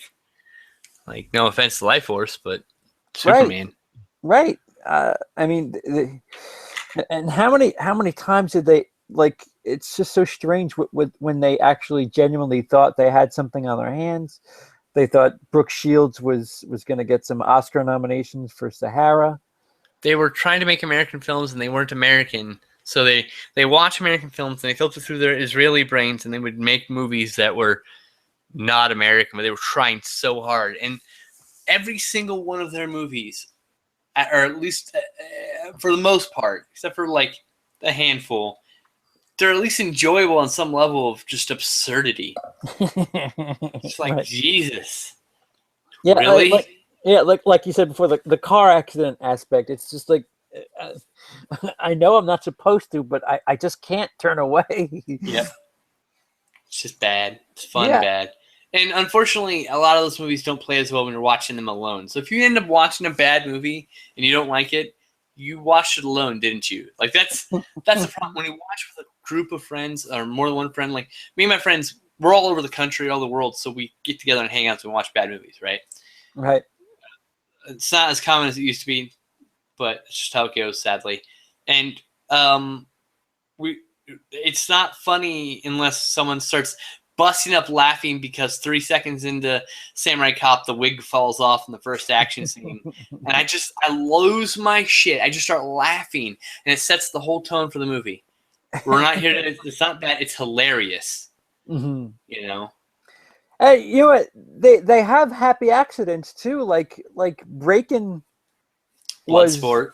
right. Bloodsport. When you're ahead that many times and you pump out as much shit as they did, and this one's going to be it. I mean, I guess by math alone, every now and again you're going to get one. They were playing the math game. They're making cheap movies and hoping to hit it, and they hit it a few times, and then they decided, let's go with big movies and hit it. Like, no, that's not going to work. Anymore. Yeah. Like I said, they get too big for their britches real quick. You know. What type of money, like on a $500,000 budget, what type of money would they make on a movie like that? 30 million, 15 million. Like even if it did badly, a bad opening would be like 5-6 million. They'd already make the money back. That's why the system works. Plus, most of the time, what a lot of them will do, like they'll get like 3 million through foreign sales. They'll make the movie for 1 million. Right. Or they'll make 2 movies for 1 million. And then pocket $1 million.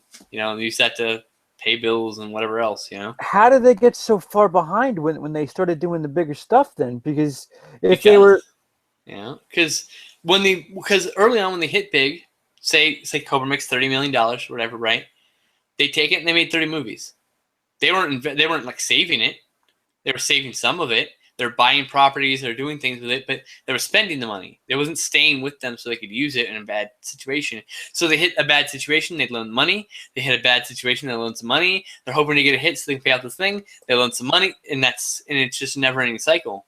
Mm. They're bad with the money. It wasn't necessarily that they had this vision of terrible movies. They just had they did unfortunately have bad vision for movies, but they also had this penchant for buying shit, whatever it may be, property or otherwise. It's just strange. The quantity that they pumped out, you would think that they'd recoup somewhere. MGM's gotten their money back. Trust me. They've had the library for a while, and then I guess the library's changed hands since then. But some films are still with MGM, some are not, like Bloodsport and Cyborg and a few others. All the hits essentially are with MGM and Warner. See, stuff like this. See, some of these movies I would consider something that is like a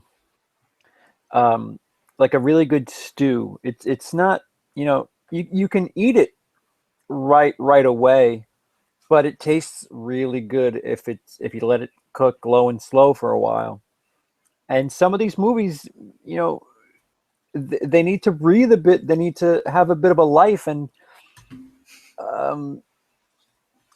what does that say about?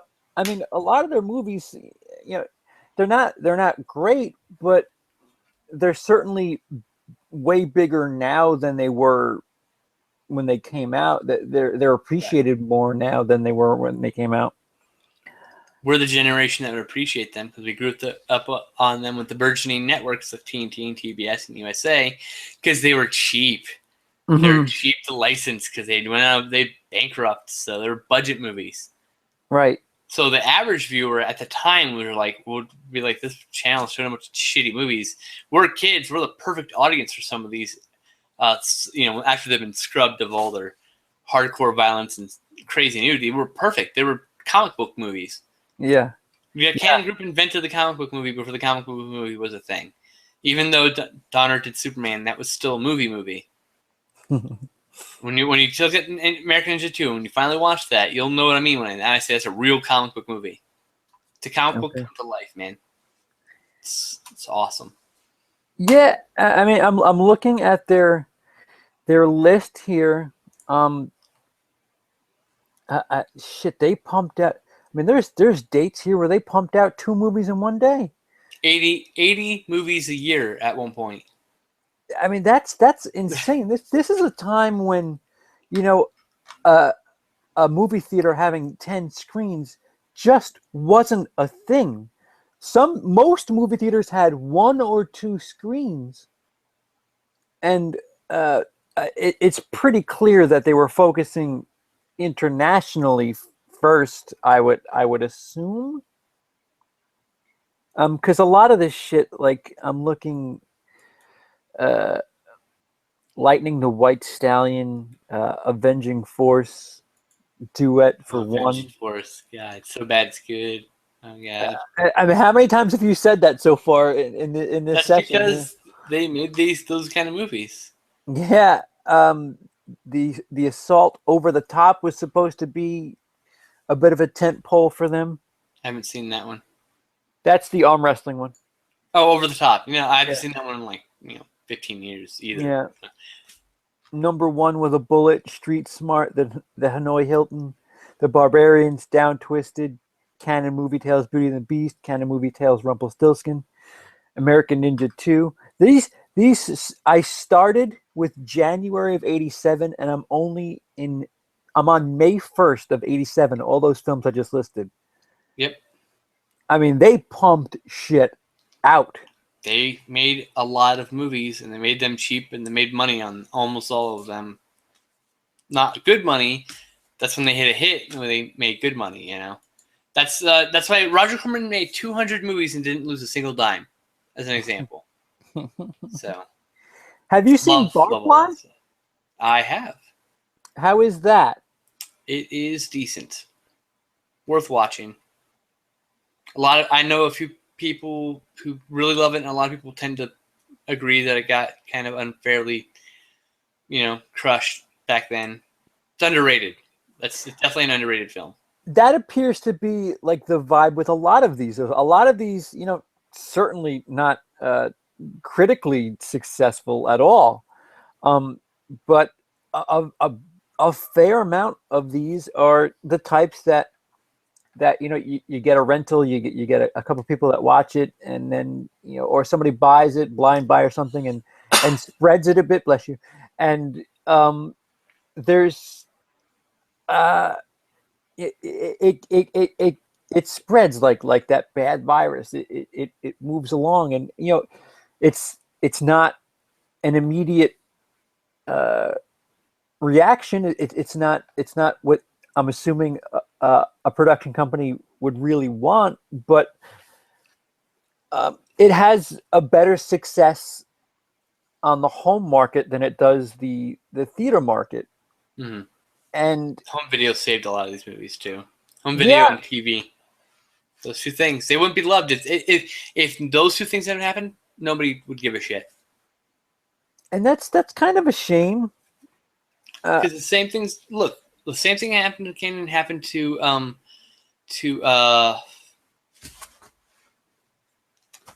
Crown International Pictures. They have a whole stable of movies. I love all their flicks. I'm a huge fan of this company that no one knows shit about. Mill Creek released about 10 sets, and over those 10 sets, you can have their entire film library except for like a few of the popular films. It's crazy, right? Like that's so like, but they weren't huge hits on VHS. They weren't played endlessly on TV, so they don't get remembered. Right. That's the reality of it, The reality is TV and video. The video revolution in TV saved Canon films from obscurity. And I mean, there's a handful of movies here that are all right. At the very least, they're all right. If it weren't for those films getting bought up by those networks, we wouldn't have Walker Texas Ranger, and and Chuck Norris wouldn't still have a fucking career. So yeah, I forgot what the analogy was at the end, but the company behind Expendables, New Image. yeah, New Image. They basically say that New Image is a distant cousin to Canon Films, and for better or worse, Canon they showed people how to do a couple of things, Yeah. I mean, like, New Image, like, operates on the same concept. They had strict low budgets, and they just go for it. And then they hit big with Expendables, and you know. But they're learning from the lessons of Canon, and they're not going crazy. Blumhouse is the same way. Small budgets, put out movies, and hope one hits. You know, Mm-hmm. that works out for them too. So. There's a lot of people who've taken that. In fact, that's a lot what Hollywood operates like Canon films. The documentary insinuated that Canon films last in effect that Hollywood now does the same thing when they have a set budget and they make it lower than what they're expecting the profits to be. That whole thing. But like Roger Corman was doing that first. Let's just be honest here. Mm-hmm. Do where due is properly given. So, all right. So, if you had to like summarize, like, let's just say you had some person that said, "All right, I want the best of what you got from Canon." What would be the 3 trophies that you would say? All right, you need to. These are the 3 movies that you just need to watch. Not particularly your taste, but Joe Main Street might have a good time with blank, blank, and blank.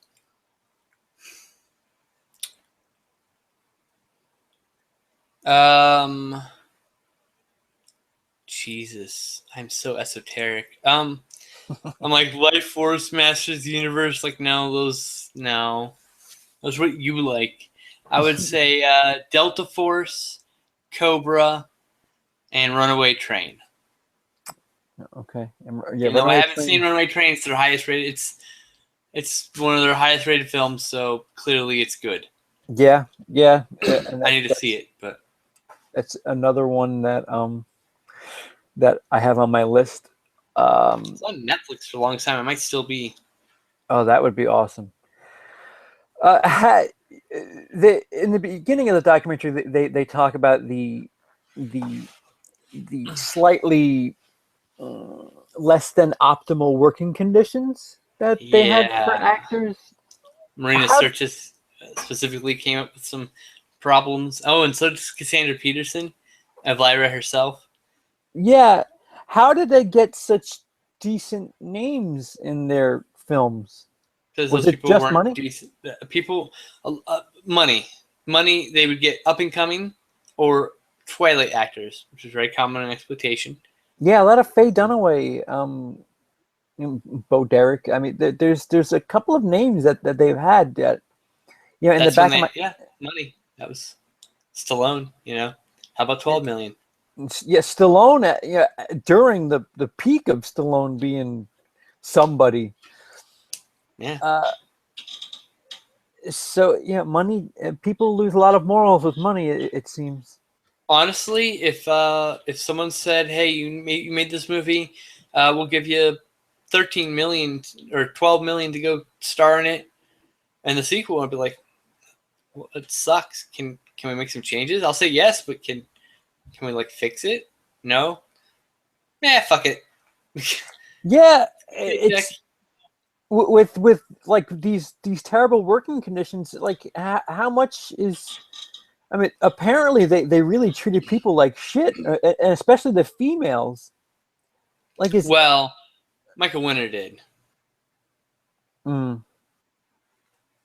Cut Marina Sirtis' top off for like some whipping scene that was totally not needed in the film that he did. Maybe was it Michael Winner? May have been Boaz Davison. Anyway, someone did. Yeah, Michael Winner. They talk about how in the Death Wish sequel he was. All of the films. He's a sadist. He was using his sadism to drive the film, essentially. Yeah, Marina Sirtis was forced to lay there like naked in like freezing cold like set, waiting between takes, which is against union rules, of course. Yeah. And there's one of the sequels, one of the Death Wish sequels that he kind of basically had like a Republican's wet dream where all the rich people are shooting all the Rich old white people, except for Bronson, are Yeah, shooting a bunch of young punks. Yeah. yeah, a diverse city, just getting shot up to hell Yeah. by the rich upper middle Michael classes. Winner is known as a known class act. By class act, I mean It's complete sarcasm. sleaze, complete sleaze. He is not a good. He was not. He was not a good person in a sense that he was very mean to the people he worked with. He abused his power as a director. That's Um, the bottom line. So but with all due respect to your taste, how did he keep getting work? It's not like he was making, The Godfather here. It's not like you because he couldn't kept get making money. That's the answer. No, they that's ain't it. money. Money's the answer. Always the Money answer. and money. Money talks, bullshit walks. That's Hollywood. So That I mean, I'm looking at his IMDb page, and he's known for Death Wish, The Sentinel, Death Wish Sentinel's 2. actually supposed to be pretty good. Actually, I just got I released from Screen Factory, I believe. Yeah. I mean, the guy worked. He worked a lot. He's got 42 films here. He worked for a decent price. So, and his movies were a success. They were sleazy for sure, really sleazy. Murder on the Campus, Shoot to Kill, Old Mac, Play It Cool. Some Like It Cool. Interesting. Um, the Some like it cool. the Girl Getters, You Must Be Joking. The Jokers, I'll Never Forget. What's Tsunami? I don't know. Hannibal Brooks, The Games, Lawman, Nightcomers, Chato's Land, The Shadow's Mechanic, Land, really? God, that movie is terrible. The Mechanic, Scorpio, Stone Killer, Death Wish, Hey, The Mechanic, that's a pretty fun flick. The Sentinel, Big Sleep, Firepower, Death Wish 2, Wicked Lady, Scream for Help, Death Wish 3, Appointment with Death, A I think Big Chorus Sleep of is considered a classic, actually. Anyway, sorry. Big Sleep. What? I think Big Sleep is considered a classic. I've never seen it, though. Okay, yeah, I've never heard of it. A Chorus of Disapproval, Bullseye, Dirty Weekend, and Parting Shots. Take it back. I was thinking of The Big Chill. Different movie. Another one I've never seen. Hey. Ditto. I mean, he worked. He had a 30+ year career. He And did 40 movies, which is like 40 movies more than I've done. yeah, You know? and meanwhile we have Tarantino with 8. Yeah, but Like, all of those movies are amazing. They're all really good. right. Just because he takes his fucking time. Uh, yeah, but why can't we have 40 Tarantino movies? I guess is what I'm trying to say. Because they would all suck then. Meanwhile, Michael Winner, you got some winners in his list, but he's got a lot of crap films too. I mean, yeah. Well, I mean, you go to the, I mean, shit. What is it? You have uh, Reservoir Dogs, Pulp Fiction, Jackie Brown, Jackie Brown, uh, um, um, um, um, fucking fuck Kill the one Bill he. 1 and 2. Well, no, I'm thinking that there's like a 2-year span that he Oh, wrote. He either wrote these scripts or something. He had like a ton of scripts and screenplays and things that he did True Romance, and he did a segment of Four Rooms also. right. And there's a couple that he didn't direct. There's why is the fucking True title Romance. He didn't direct it. Tony Scott directed that one. right? Natural Born Killers. Natural Born Killers. Right, that's the other one with Oliver Stone. It's a great And movie, by the way. what does he have anything to do with From Dusk Till Dawn? He wrote From Dusk Till Dawn, didn't he? Wrote and starred in From Dusk Till Dawn. Another great flick, actually. Right. So there's all that plus Pulp Fiction plus Jackie Brown, and those were all like conceived in like a 2-year period by Tarantino. Yet they had enough to because he had scripts piled up from years of writing, man. Yeah. Like I mean, had the distinct privilege of what's that? I said I got the distinct privilege of showing someone Dusk Till Dawn, and they had no idea what they were getting into. So when the turn in the middle happens, lost their shit. They're like, "What's happening? Oh my god!" And I was like, "Yes." Yeah, I mean, that is a movies that it feels like it's horror. It feels like it's exclusively horror movies that you get this feeling with. If they have this certain setup and you don't really give much away in the first half an hour or so, and then things just really get fucking crazy, i.e., From Dusk Till Dawn, like it's just a you know family taken hostage film for what, the first half an hour or Yeah, it's so, just a and crime flick for the first half. yeah, First 45 minutes, and the last 45 minutes is Insano Gonzo. I don't want to spoil it. So, right, if anyone, it's Insano Gonzo shit. Don't watch the trailer. Just watch the movie. yeah, You don't want spoilers. it's just it turned into something else, and I it's not that I don't know people that aren't turned off by that. Everybody's got different tastes, but it just takes on a whole other life, and like that's where I feel like horror films especially when it's done properly like that, it's just such a double gift. There's just so much more to enjoy. Like even the first half is good, and the second half is good, and they're two separate enjoyable stories. And then like on the grand scale, it's just It's like the template for Grindhouse, you know, mm, which yeah, I love. The Death Proof movie more than the Planet Terror movie, but God, it's like Grindhouse. It's like that. It's like two totally different halves. you said you love Death Proof more than Planet Terror. Yeah, told you I'm I esoteric and weird I act sometimes. no, I actually agree with you there. Death Proof is fun. It's a lot of fun. I really, really enjoy, and it homages so many great car films. Vanishing Point and The Junk Man and Gone in 60 Seconds, the original. Like, Mm. just, and Bullet. Like it. And Crazy Larry. Was it Crazy Larry? No, it's Crazy Mary, something Larry. Fuck, I can't remember the title. And Race for the Devil. It references all these great flicks. And I get giddy, like, just like, yay. I like that reference, and it's a good movie too. I really liked it, but What are just add the bonus. what are some of your favorite Tarantino movies? My favorite Tarantino movie is Jackie Brown. Really? Yep, I bet you expected Reservoir Dogs or Pulp Fiction, didn't you? Uh, to say the least, sure. I mean that. Wow. Any I reason? it was the first blaxploitation inspired film I'd ever seen. I'd never seen a blaxploitation film, and I watched this, and I was like, this poor fucking bail bondsman. He's just a poor schlub, and it's just. It was, and then like there's all these references I didn't get, and then I'm just now getting into blaxploitation, and I'm just like, oh my god, it's just everything's dawning. Like light bulbs are going off, like supernovas and shit. I'm just like, oh my god, my brain is finally clicking all these connections, and I don't know, it's just there's something about it. I really like the flick. Samuel Jackson's a cold motherfucker in that movie. Poor motherfucker. Oh, poor Chris Tucker. Chris Tucker. Isn't that who it was who gets in the trunk? I might be misremembering. Jesus Christ. I could be. See, Jackie Brown, I think, is probably my least favorite Tarantino movie. What?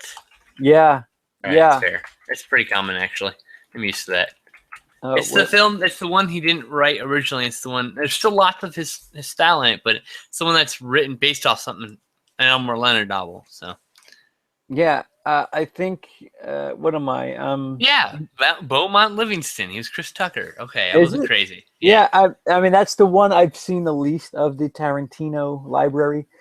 I'm Bastards, Pulp Fiction, I like Inglourious Basterds. I love Django. Of course, I love the original Django. Django. So Django. That theme song that's in the Django Unchained from Django from Really? 1966.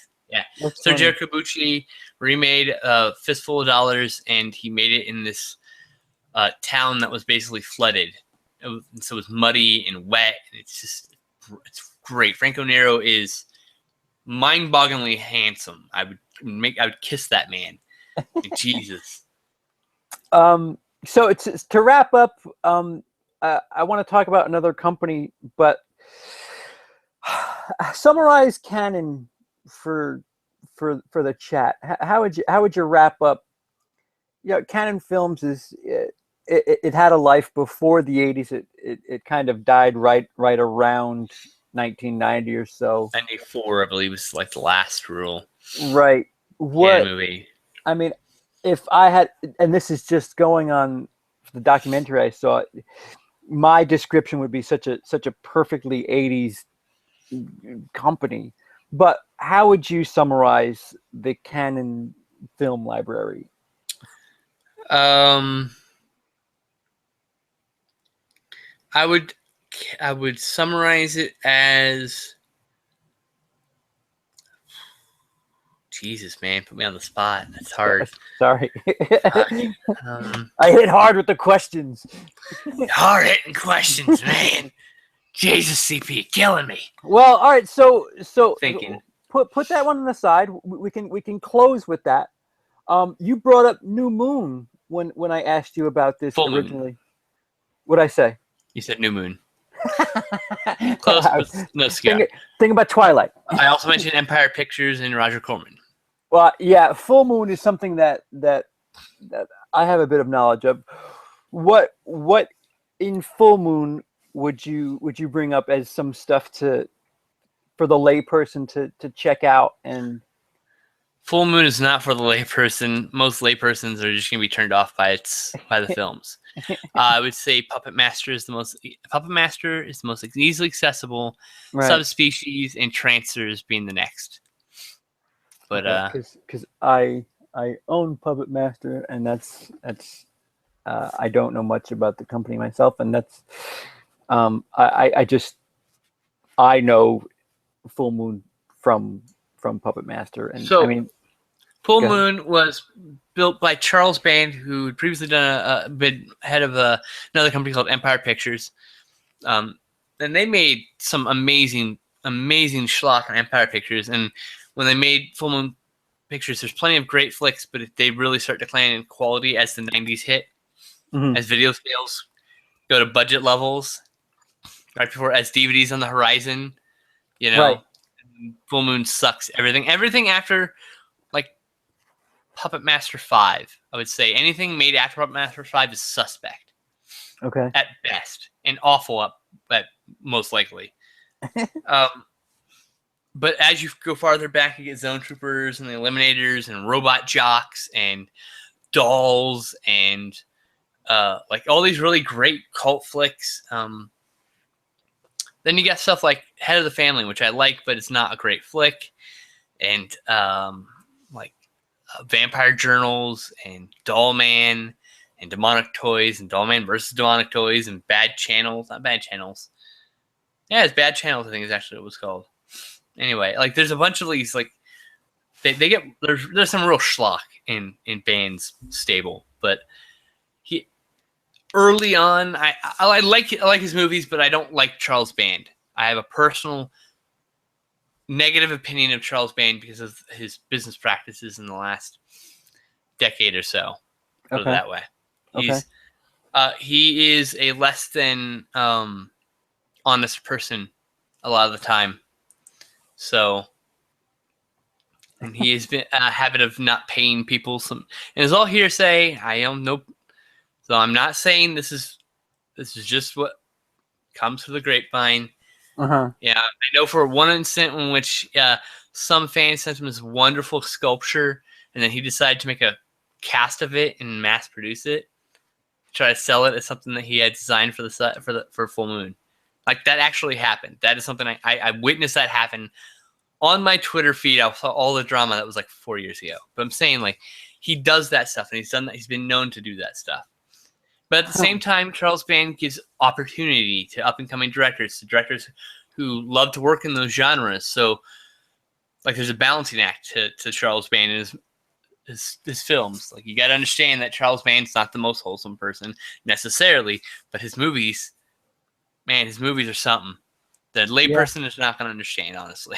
Well, I mean, the problem is most most film fans, there's a bit of exploring that tends to anybody that considers themselves a bit of a movie fan. There's at least one movie that they kind of go off the tracks a bit, and that could always start a really fun exploration.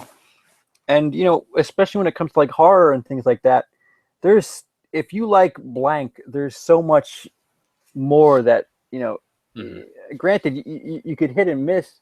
There's some movies that you'll not really have a good time with, but you might be able to find something that's even more appealing to you. And then the further down the rabbit hole you go, there's stuff that maybe you weren't looking for blank, but you got entertained from something else. And that's what's just really awesome about movies is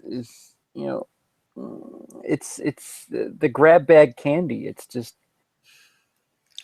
Man, I would love to just like every week, like we're watching this movie, and then we're gonna talk about it, and yeah. like here's your crappy homework, here's your shitty homework, shitty movie homework. There you go. Yeah, I mean, absolutely. It's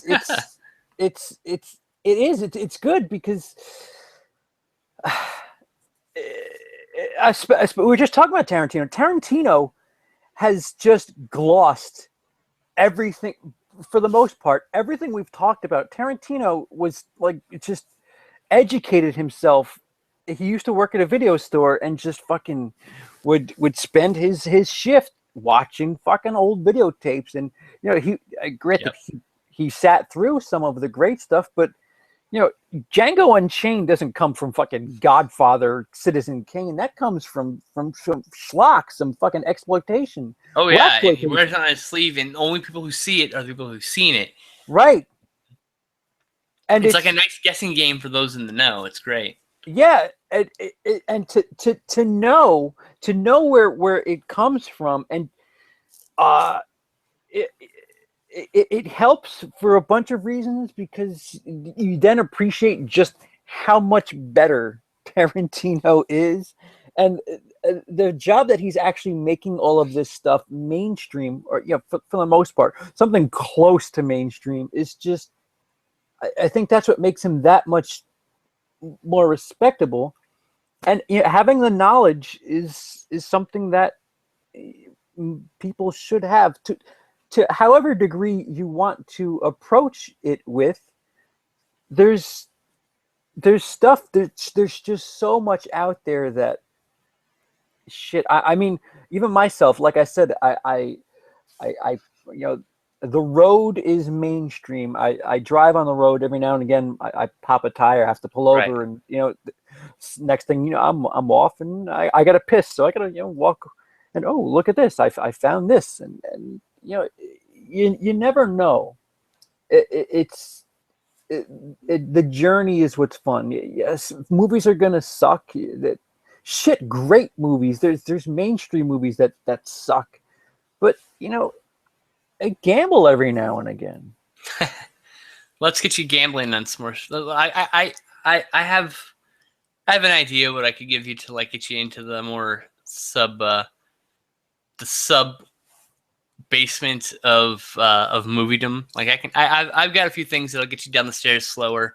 Mm-hmm. A lot of stuff that ties into stuff that you probably really like Evil Dead 2 and stuff like that. I'm sure you've seen Evil Dead, right? Evil Dead 2. Yes. Okay, thank Jesus.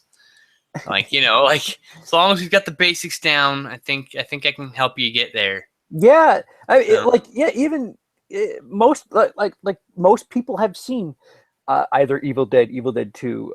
Lesser have seen Army of Darkness. I actually think Army of Darkness is the most seen of the three. Really? Okay. Yeah, I think that's the most. But that's just that's just what I see. I could just have a mental block because it's such a departure from the first two. Love the movie so much. I love all of them, but yeah. It's and like, what does that come from? What is a movie like Army of Darkness? What is that? That comes from silent movies. That comes from the Three Stooges. That Really? comes from slapstick comedy. Oh yeah. That comes from. That's funny. Is he made Sam Raimi made an exploitation horror comedy, right? And he made it with the foundations of silent slapstick, Buster Keaton, and and the Stooges. I mean, like that's all that is. That movie's mostly an homage to the Three Stooges.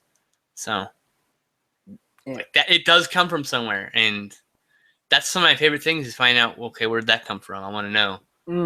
Like, have you even delved into the Japanese cinema at all, like the 60s, 70s, and 80s? No.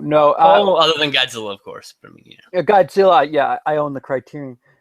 There's like my thing is if it gets like Ringu, if it gets an American remake, I go a battle royale. If it gets enough hype, I'll check it out.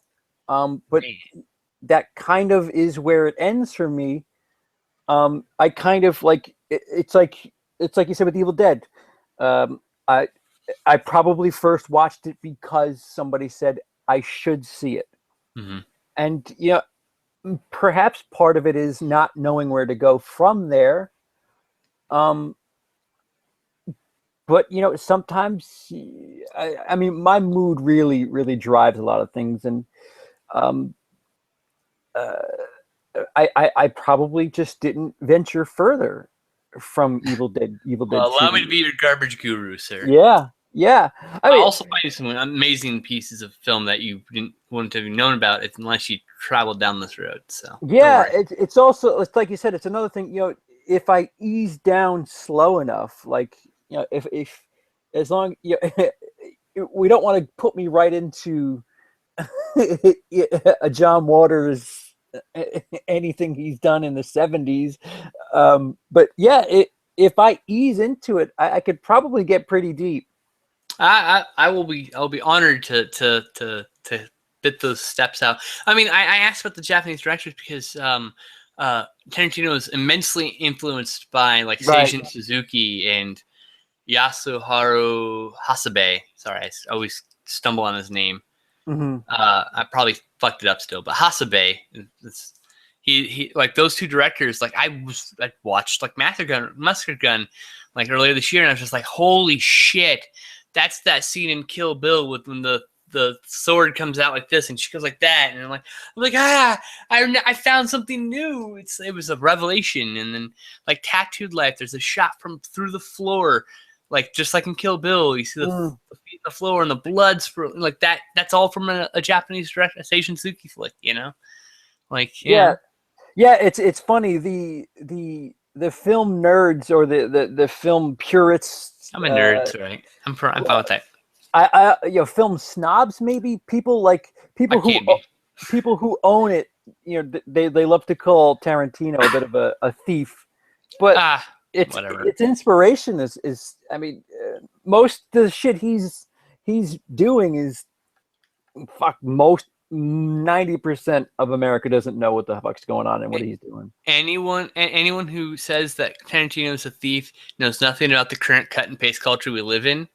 Listen to the music. Oh my god! Look at writing, like current movies, they all borrow from each other, and cinema has always borrowed from itself. So and Scorsese the same way, and he borrows in such a way that you don't know it's stealing unless you're, and it's not stealing because it's like he used that same shot. But it's a different setup. It's a different character. It's a different location. There's differences. He's made it his own. It's an inspiration. It's an homage. Sure. Do you have anything about canon? Yeah. Excessive, but fun. That would be excessive but fun. If the 80s were personified in a studio, it's probably canon. Canon was built on a mountain of nose candy. Yeah. I mean, excesses. Yeah. And nothing, at least the beginning stuff, nothing incredibly large budgeted. No, they had the right formula at the beginning and fucked it up. Yeah. There's fun to be had, and I mean, I'm someone who the fuck am I to say this, because I just started, and I know some of the largest Masters of the Universe. It's one of their technical misses, but it's fun for the wrong reasons. It's essentially a New Gods movie. If you're familiar with that at all. No. Oh, Jack Kirby created this massive ensemble story arc of like that spanned over 4 different monthly comics, and it told the story of Orion and the New Gods and the fight against Darkseid. Darkseid's a character who stuck around, but Kirby was experimenting with this stuff, and he was making this new mythology with it. It's called the Fourth World Saga. So the Fourth World Saga, and then you take all the characters from Fourth World Saga and you go flop, and it's an amazing coincidence. It's not, no one was trying to do it, but it's just like all the things line up, and it's just like, wow, this could easily have been a New Gods film. I could have called this the New Gods, and that would have been cool too. Still wouldn't have been good, but it would have been fun still. It didn't have that He-Man stuff neither. They were trying to make money off that goddamn cartoon. Oh, that you gave that guy lines? Yes, Celeste. I actually recently saw one of Dolph Lundgren's newer films, Skin Trade. You ever seen that? No. It's on Netflix. It's Tony Jaa and Dolph Lundgren in an action flick, and it's mediocre, to be honest with you, as most Lundgren flicks are. Yeah, but you know what? You just brought something up, and shit, it's how I found the documentary. Netflix, movie fans, it's so much easier to just stumble upon something now. I mean, just fucking spin the wheel, fucking play some Netflix roulette, and go to Instant Watcher and hit the random button. It'll give you something random to watch. Trust me, it's the most fun experience you can have. Yeah, even if it's just done like once a month or some shit, you never know.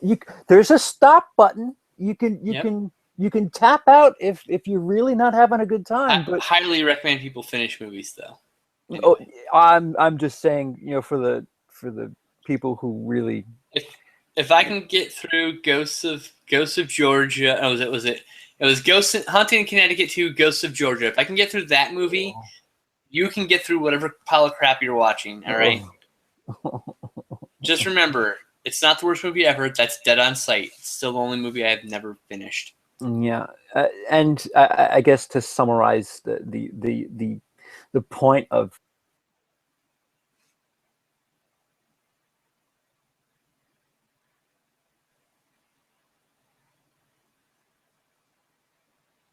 So did my internet just die? I don't know if that's me or if that's him. Oh shit. Let's see here.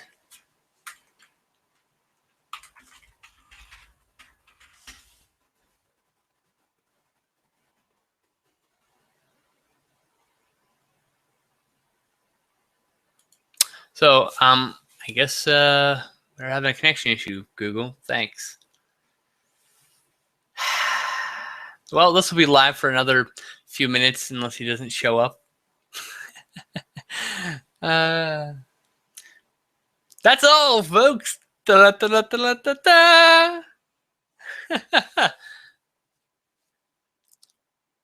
So yeah, I highly recommend watching schlocky films, and definitely try out movies you normally wouldn't watch, because you don't know it's bad until you've seen the worst movie you've ever seen. And just remember, the worst movie you've ever seen, there's something worse out there probably. Pigman Murders. Yeah, it could be worse. You could be watching Pigman Murders.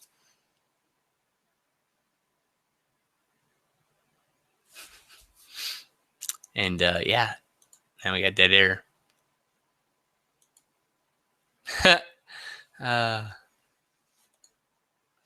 Probably having too much fun with this technical problem than I should.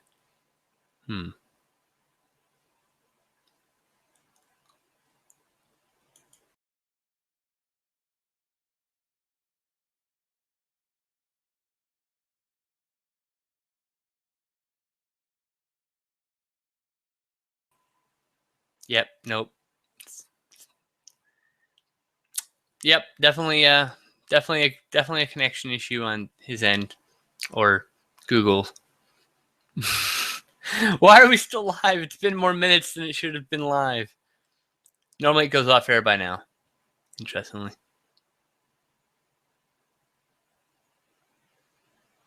Oh, hey, I got tweeted like 2 hours ago. That's cool. Yeah. Crown National Pictures. Check their flicks out. A bunch of them are on MST3K. There's some really good stuff, like My Mom Was a Werewolf and Death Row Game Show. There's some really good gems in their library, but there's also a lot of crap. So, like Side Hackers. You just kind of navigate it. Oh, hey, he's back! Yay! I filled the void. Is he fully back? I don't know. He's still a circle. And we wait. And we're waiting.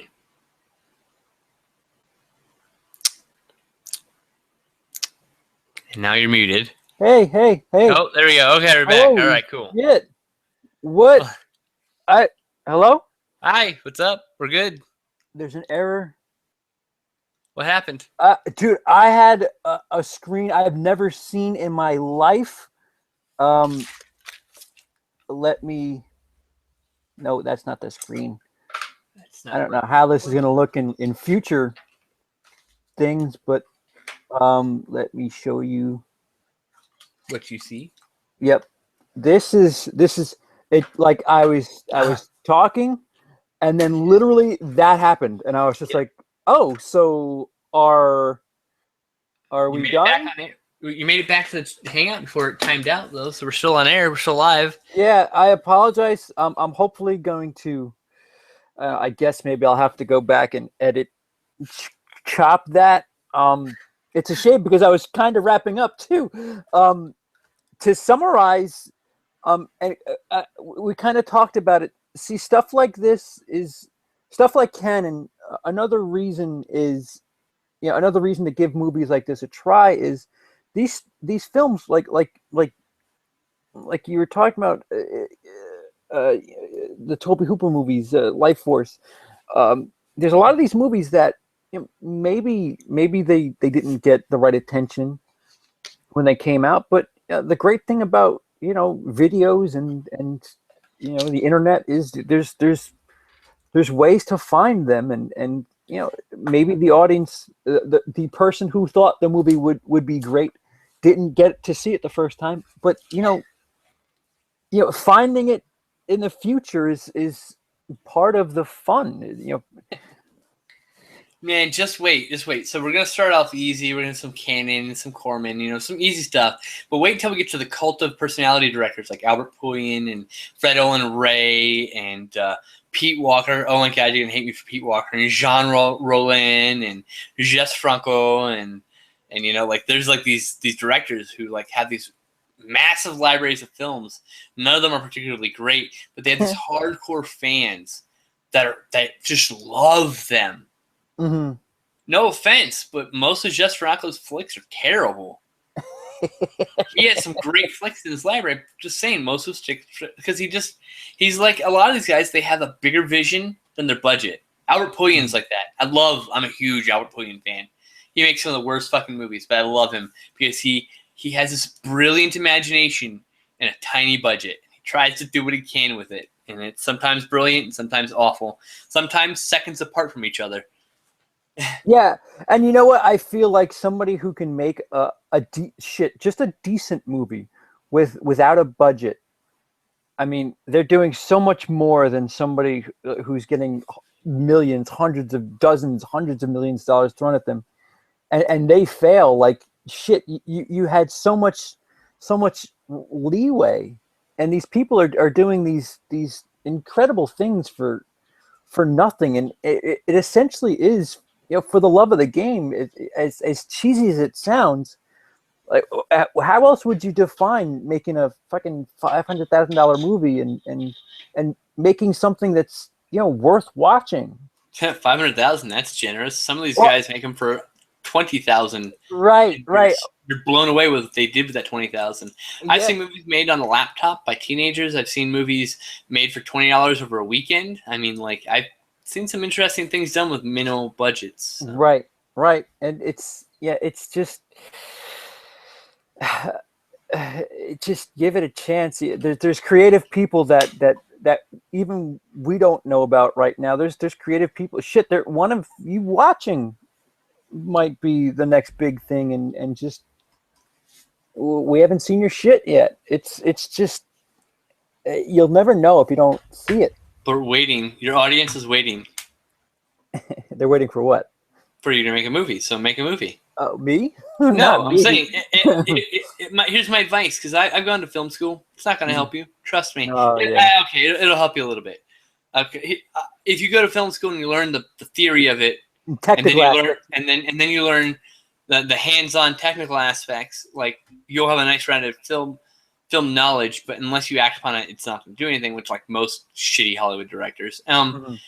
But just if it doesn't fucking matter what the budget is. It doesn't matter if you have actors. Just go do something. Yeah. Go make something. Even if it's with your cell phone. You can make a movie with your cell phone nowadays. I saw one. It's called To Jennifer. Shot on an iPhone. Really great flick, actually. But it just proves that you don't need money. Just go do it. Just do it. Don't let your dreams be dreams. Yesterday, honestly. said tomorrow. Just do it. And these movies should be your inspiration. Motherfucker, if two dudes from Israel can storm Hollywood, you random motherfucker in Wisconsin, just do your best and you could storm Hollywood. It could happen. Yeah. Just do it. But you won't know until you fucking do it. So do it. And I did it. I found that's not the end of the thing I like. I like this end of it, talking about the movies. Yeah. And again, back to Tarantino. For the posers that think that it all begins and ends with Tarantino. Tarantino watched dozens of thousands of movies. I think he said he would watch something like 3 to 4 movies a day. That's right. That's what I used to average on average. That's my average. Yeah, about 2 to 3 movies a day. Right. Yeah. So, like, if you love Tarantino, then you owe something to the art that he's creating to just go experience stuff. Just experience something. And Canon Films was at least one of the two guys was a true filmmaker. He no matter what he ended up doing, he really wanted to make movies. He wanted to have fun, and he wanted to tell stories, no matter how disjointed and bad. Mixed up his terminology was. But the spirit of the thing is there. Love of film knows no language. Right. So to wrap it up, Brendan, please, final words. Finish what you watch. Just watch a movie. Even hold on. I want to say one thing. Netflix, guys. Netflix is awesome, but Netflix is just like the old video store. You're gone to the video store. It's fucking 9:30. They're about to close, and it's Friday night, and all the good shit's rented. Now find something. Just go for it. Just go that premise sounds dumb. Fuck it. We'll watch it. And if you haven't seen a 1-star movie in the last month, then you need to watch a 1-star movie, because you need to remind yourself that no matter, I love this hard swallow, like, oh no. And there's a thing about movies. It's like, if you just watch the best movies, then you don't know what a bad movie is, and you can't judge what an actual masterpiece is. When they're all polished turds, they're all shiny, but you need the one that's like shitty, real shitty. And he left again. I think I'm just gonna wrap it up, and we're just gonna. Here we go. 500 hair. I wonder if he'll make it back in time this time. Damn it, Google. You and your silly upgrades piss me off. Yeah, oh, well, there we go. Made it back. He's loaded in. Give him a moment, folks. Do.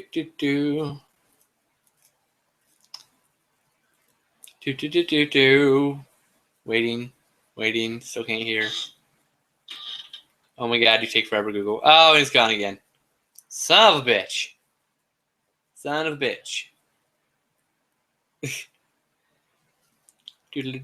So yeah, if you're even remotely interested in watching some bad movies, check out this doc. It's a really good doc about the history of Canon Films. It's worth watching. If you love Canon Films, you've probably already seen this. If you're like me, it was getting no release date anytime soon, so we all watched it online illegally or rented it when it became available. And then I bought it on DVD because it's not available on Blu-ray in the States. So Rights issues, man. Crazy. And we are waiting for CPD back. Oh, Jesus, dropping things.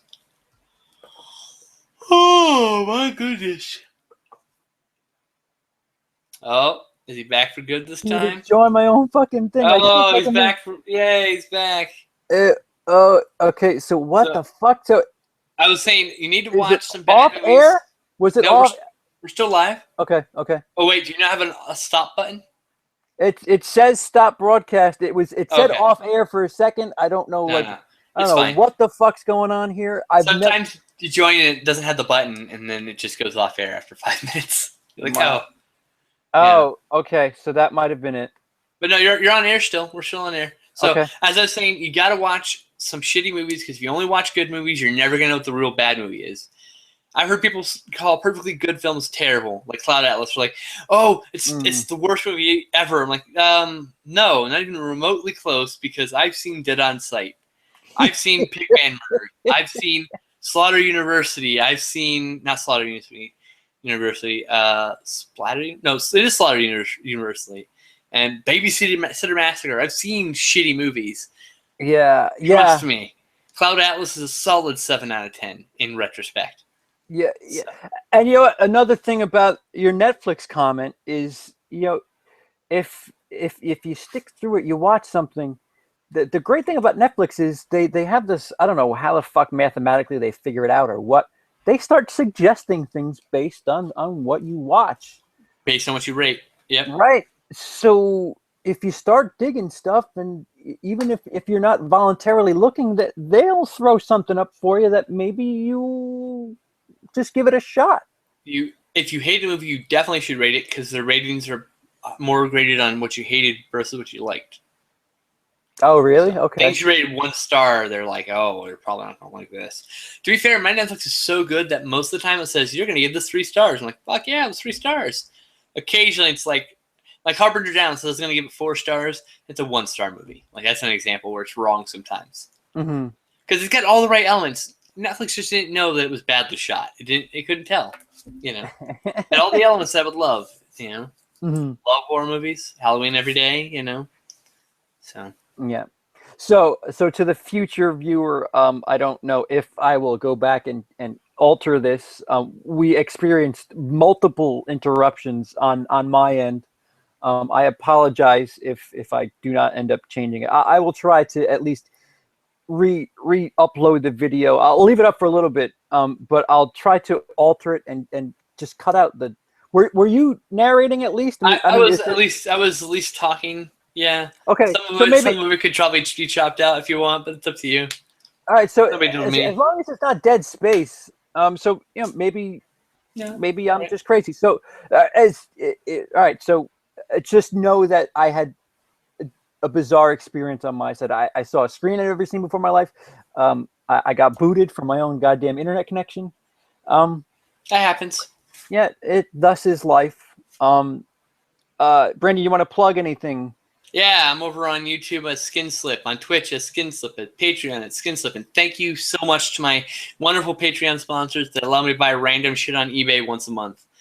And over on Facebook, I am Skinslip Official. Just guys, if you think I'm interesting, pop over to my channel and check some videos out. Even if you don't subscribe, just check it out. Maybe you'll like me. The theme of the video, just give it a try, damn it. Yeah. SKINSLIP. Yep. I'd have my lower third so you could see it, but meh. Whatever. You'll have to do the call next time because my shit sucks. And don't confuse me with that goddamn band. I gotta mention that every time. Which he's gonna win money thanks to that stupid band. Someday, fingers crossed. They ever make it? They're a shitty deathcore band or something, so who gives a fuck? But yeah, that's why I'm not terribly worried about it. They're like, I don't think they're gonna be anything. Yeah, you know what? He talked about it before. Perhaps it becomes a thing. If you're interested in the idea of the CP gets dragged through the long dark hallway that is sub basement. Yeah, maybe we'll do some stuff over on your channel. We'll alternate and just have some fun stuff. Subscribe to Skinslip at the very least, just to see if our journey goes a certain way. It's definitely an idea I'd love to approach. So We'll figure go, out something, a format or whatever. yeah. As soon as this is off air, I'll harass you with questions. Anyway. Yeah, come on the journey with us and see how you would do. Watch along, whatever. I'll be nice, I promise. Yeah, it's an idea in its infancy, but I like it. So I'm not going to sit you down in front of Contamination Point 7 on the first day and just feel like I hate you so much. Like, I know. You're welcome to Troll 3, bitch. You're like, no! Oh my god! It's actually, that's the third troll film. That and Ator 4 is also the third troll film. Anyway, confusing. So yeah, thank you to those who have watched this far. Just a little experiment and 80 schlock. And my thanks to Brandon Skinslip for taking us on this journey and being our trusty advisor. Thank you so much for thinking of me and inviting me to do this. No, I really appreciate it because you are doing me a favor in this instance. So no, absolutely, you have more subscribers. You're automatically doing me a favor by giving me exposure, and I appreciate it very much. So. Well, I appreciate your brain. And thanks, my shitty brain that forgets titles of movies he's about to say. Helping the content along. So that's it, guys. Until next time, I'm CP. Have a day. I'm Skinslip. Peace.